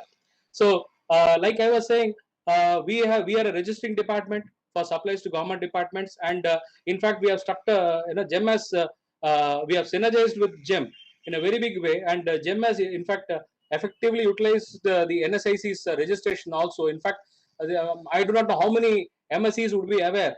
They are waived off that vendor appraisal process. When we talk about the e-marketing place, due diligence and validation becomes very important, both in the for the buyer aspect as well as the seller. So here, NSIC's registration has been very effectively utilized, and they have entwined it in their the general terms and conditions also, that many entrepreneurs who are registered with NSIC stand to get big benefit by while they enlist on the GeM portal. And in fact, we as they were mentioning, many entrepreneurs would like to project what capabilities they are having, and the buyer would also like to know whether they are manufacturing to their capabilities or not. So we do a separate due diligence. We certify the capabilities of manufacture of the MSEs. We certify on the financial capabilities. Ma'am were rightly saying the financial capabilities are being certified in the certificate, and the entrepreneurs and their financial faculties are also being projected in the government single point stores purchase program, which is our GP registration. Well, once they are orienting towards the government department, the public procurement policy also comes along with it a major focus on the competence building for entrepreneurs to be competent enough to launch their products in a GeM portal and market through it. So competence building will, again, we have to go back in the process. They need a lot of resources for them to be more cost effective, competent. So we have all oriented our other services and mandates. For example, there is a raw material assistance program given by the government, a Ministry of MSME initiative, where we source and supply raw materials on a cost-to-cost basis to the MSEs. Simply because tomorrow when they are quoting to any buying department or a government department, they will stand a good chance to offer a better pricing to the department. Apart from that, we are also providing some credit support to the entrepreneurs, as Mr. Vaidya was also mentioning. The financial requirement is that big a part to be played for an MSE when who is aspiring to supply, and there we are supporting again for the financial support for supply of, for purchase of raw materials, so they can look at better what I can say, competitive rates, better pricing, and placing themselves high in the market. So that is another big area we are supporting. Not just limited to that, NSIC has done the role of a facilitator. Again, we have got into a lot of tie-ups with various bankers so that we are facilitating their technological upgradation also. So when we put all these points together, any aspiring entrepreneur can easily walk through these corridors of mandates and make themselves much brighter and look at a better side when they are up and posting themselves in a GeM portal. All along they are much used to the offline kind of system. GeM has, I can say, has been a big boon to the entrepreneurs, because off late we are all working only on the online systems. So anybody need not walk for a pre-bid meeting. Anybody need not be available for their, I'm talking the nitty-gritties or the the plain kind of work atmosphere which used to prevail.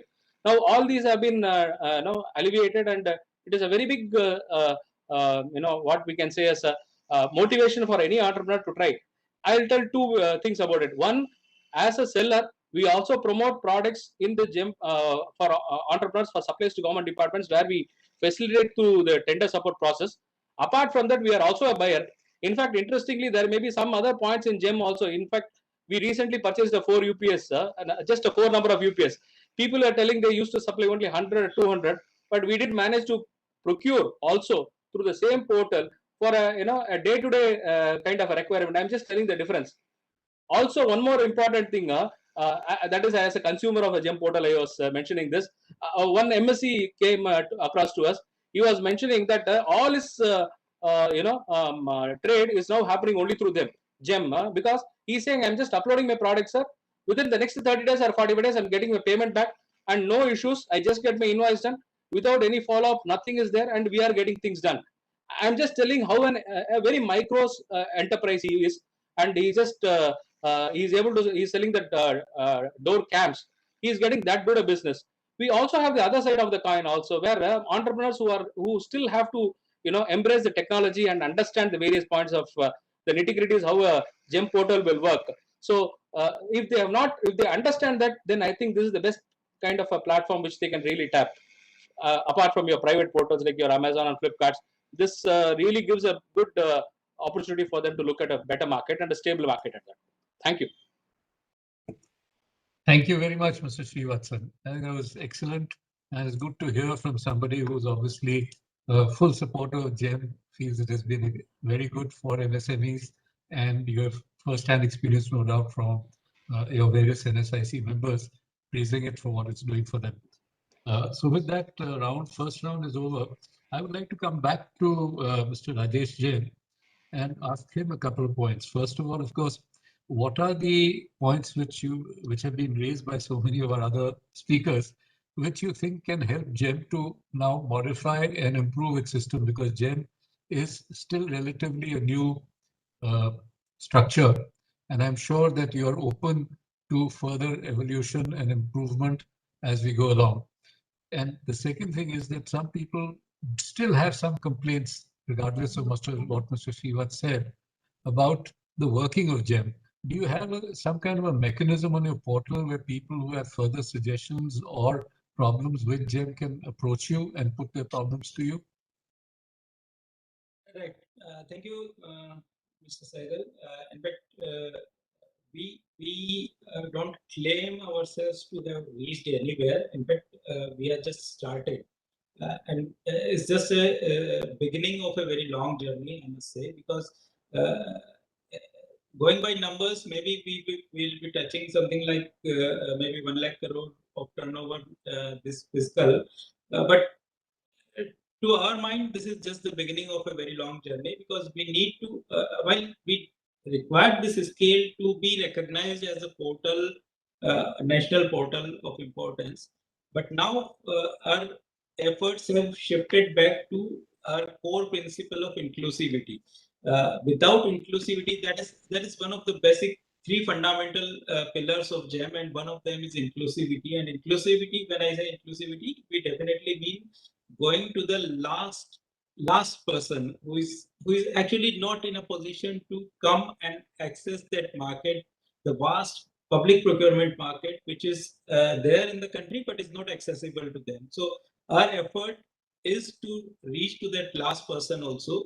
And for that, we are engaging with not just with NSIC. NSIC is going to be a partner with GeM for all these activities, but we are also going to use the platforms like CII and other platforms which are actually going to give us the access to that last mile connectivity. So that's a constant endeavor, and to get inputs from all these sections and all these sectors, not only from the seller side but also from the buyer side, is what we want to achieve through conferences like this.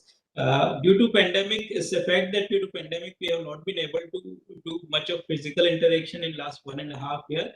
But I must remind you that we had a countrywide national program with physical interactions at state levels and even at district levels in August 18. So that's the way we wanted to go about. Unfortunately, the conditions so worked out that we had to move to an online kind of thing for all these things.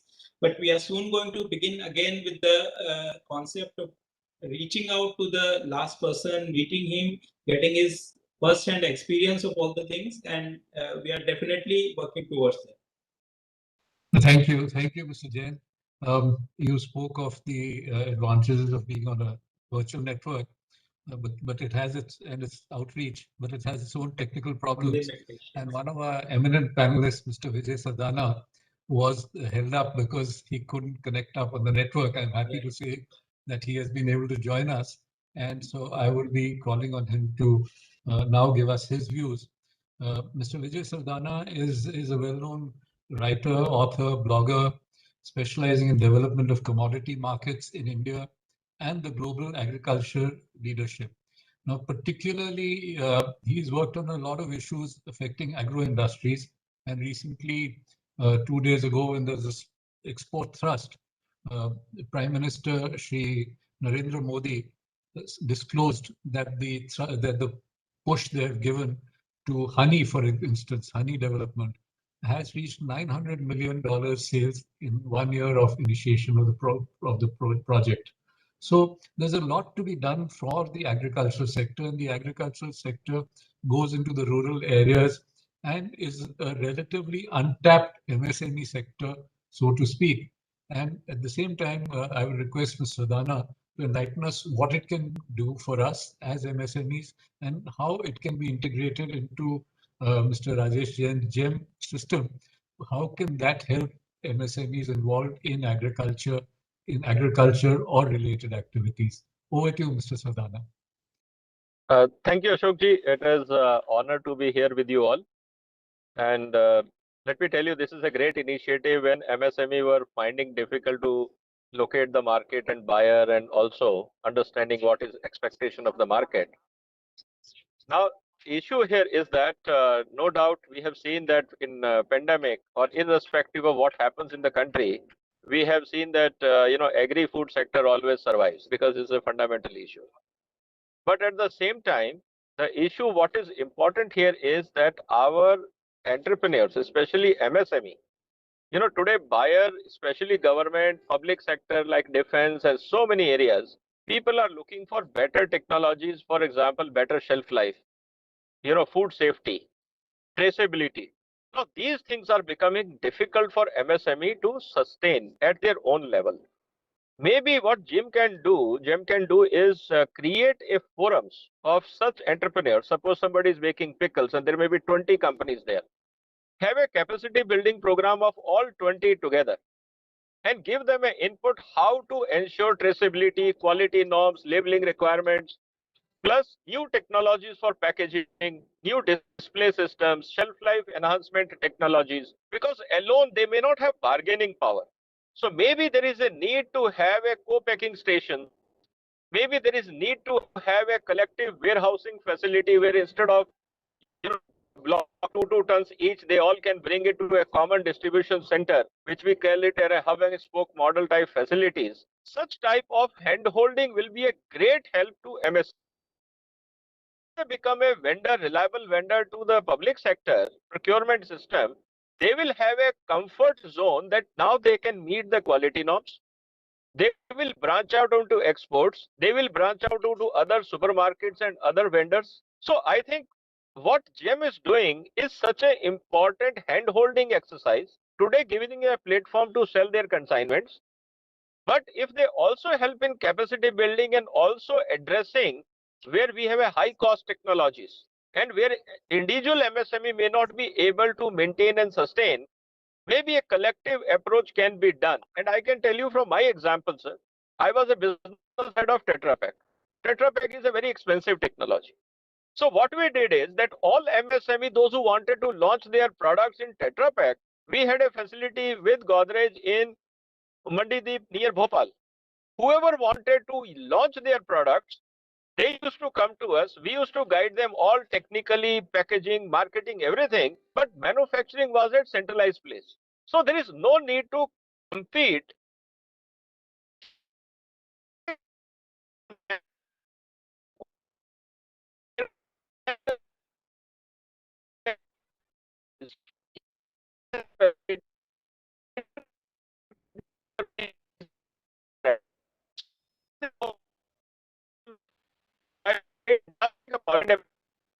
Because listen to it. It is very important initiative. We should buy like-minded people because they intended find Mr. face Sardana, I think, Mr. Mr. Sardana, I think there's some signal problems. Even your audio is not clear. Maybe if you come to a better signal, we'll get you back in on a second round. Yeah. Yeah. Now, Host will mute you.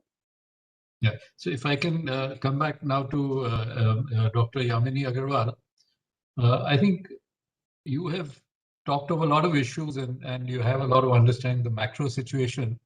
And just taking on from what Mr. Dana was talking about, this is now a time when there is a lot of merit in aggregation of demand. Aggregation of demand, like he was mentioning about agriculture sector, is also there in various other aggregations, such as being done by Amazon, etc., on one level for the marketing. And on the other end, there has always been there for agri products also by companies such as Amul, which have aggregated the milk from various people and created a brand. Now, what do you see as a trend for this, and to what extent the fact that GeM will demand in larger quantities to feed all the government institutions can help synergize and synthesize and catalyze all these efforts so that the agri sector particularly, or other small sectors which are today very fragmented and diffused, can get aggregated, build up common facilities, and the role GeM can play in bringing about such a catalysis. Thank you, Mr. Sehgal. I think it's a very important question which you raised in terms of the aggregation which has been going on in the marketplace, changing the way the market offers an opportunity to people. Whether it comes as an aggregator, as an Amazon, or even for procurement by GeM, there is an aggregation either from the buyer's side or the seller's side, which offers a new opportunity. where there is an overall potential enhancement for people through GEM in terms of offering the overall requirements on the entire national territory. GEM offers that opportunity for public procurement from the center and the state. We do see the role of aggregators creating opportunities not only in terms of you having the product, but also linkages of the networks. Like you have Ola, Uber, and others where you don't afford the asset, but you do have the benefits of it. Similarly, maybe an MSME does not provide the product, but does provide a network or the necessary logistics which are needed for that product manufacturing or for others, which can also be aided through the GEM network. Now, obviously, what does get opportunitized in the process through GEM is that the commercial costs for going and reaching out to the buyer gets reduced through the digitalization process and one framework process that is there. There is optimization of the sales times, which is also there. Also, another important aspect, as I already said, there are offers throughout the entire national territory. What also becomes important is that there is transparency in the procurement process. So one knows from where the procurement is beginning till the end. So this whole process becomes very transparent and very efficient for people to reach out. Again, one difficulty which I do see for any aggregators is the fact that people find it difficult to deal with the complex technological requirements which the aggregators have in allowing them to become a participant member either as a buyer or as a seller. Now, in case of GEM, yes, it is the government institution, so it is a little easier. But as far as for the seller side, which is the MSMEs, sometimes the micro producers or the women who may not have the access may find it difficult. So I do feel that they need to be brought in with some technical support cell, which should be offered by GEM itself to help people to come on board. Also, I think a renewal of sales contract will also be an important aspect which can be looked into. Thank you. Thank you very much, Dr. Agarwal. Now, that brings us to the question of which really Mr. Vaidya has to answer. Okay, you're making computers in India, and like Apple, you're setting benchmarks that India can make advanced equipment at to global standards. Fantastic. You're encouraging MSMEs to be your suppliers. I hope you keep paying them on time, and this is one of the big things they always complain about. I'm sure you're doing that. But yeah, of course, which Dr. Agarwal has raised, how are you supporting the people who buy your equipment to become skilled and able to use them to integrate into electronic platforms such as the GEMs to be able to transact business using your devices also, which you did mention about skilling, etc. And I'm sure this is part of your program. How much have you found their ability to be able to use these electronic platforms for doing business with GEM or with other organizations? Yeah, thanks, Mr. Sehgal. So foremost, I would like to assure you that we definitely are paying our MSME suppliers well on time. And the second question which you asked me specifically in terms of the skilling initiatives. So let me tell you in terms of usage of these electronic platforms. So few things which we did, Acer India, I mean, we are incorporated in India for last 21 years now. And we have been government, typically it happens to be one of the largest focused vertical for us as an organization. So we have been aligned with the Government of India initiatives from the very beginning. So whatever changes that we have seen from the year 2016 or 17 onwards, since the inception of GEM, we have been interacting with GEM as an organization, and we have been trying to make sure that whatever responses or feedbacks that we keep getting from our partners, they get passed on to GEM as a platform, and all those substantive changes, whatever are required to be made on the platform, all those things are being done. Coming on to the skilling part, we have been holding on sessions since the year 2017. We would have conducted multiple trainings across India in various states, in most of the larger dominant cities in most of the states.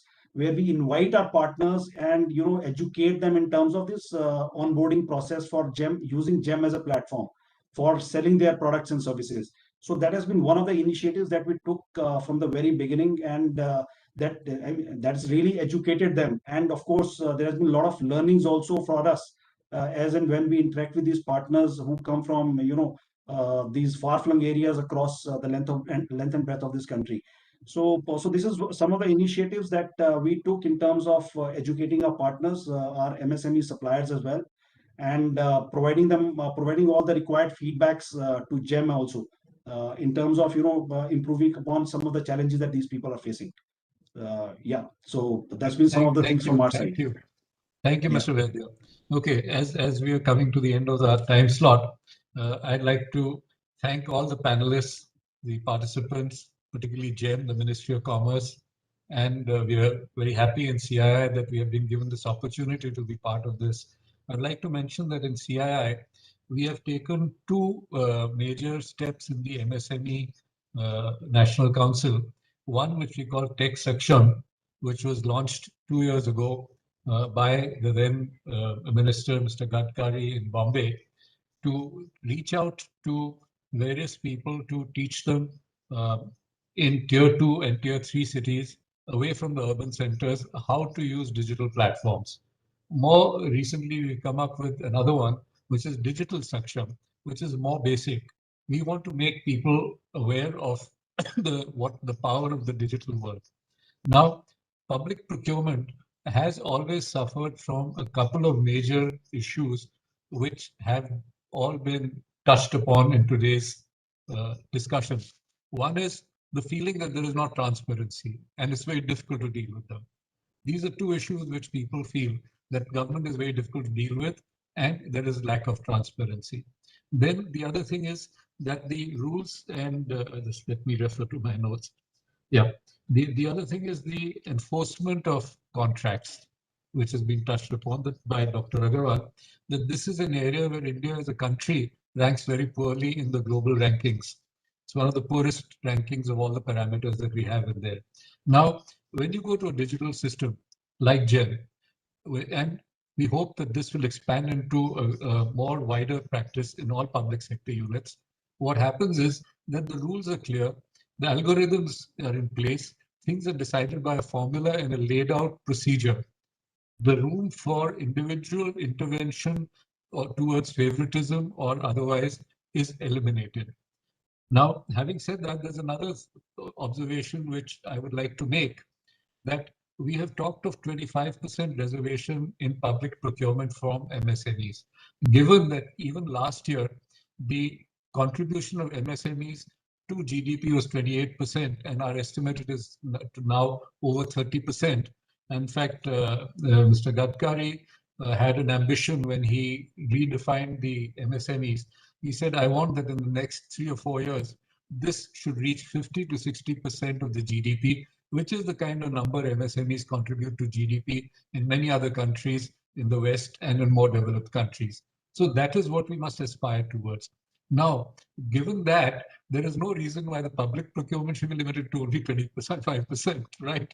We should also be increasing that number, and systems like GeM, practices like GeM, and the practices which are found to work in GeM can be adopted by other public sector units, much to the benefit of MSMEs who are otherwise limited either in their access, as pointed out by Mr. Jain, or also in the geographical reach, which is limited in a non-digital world.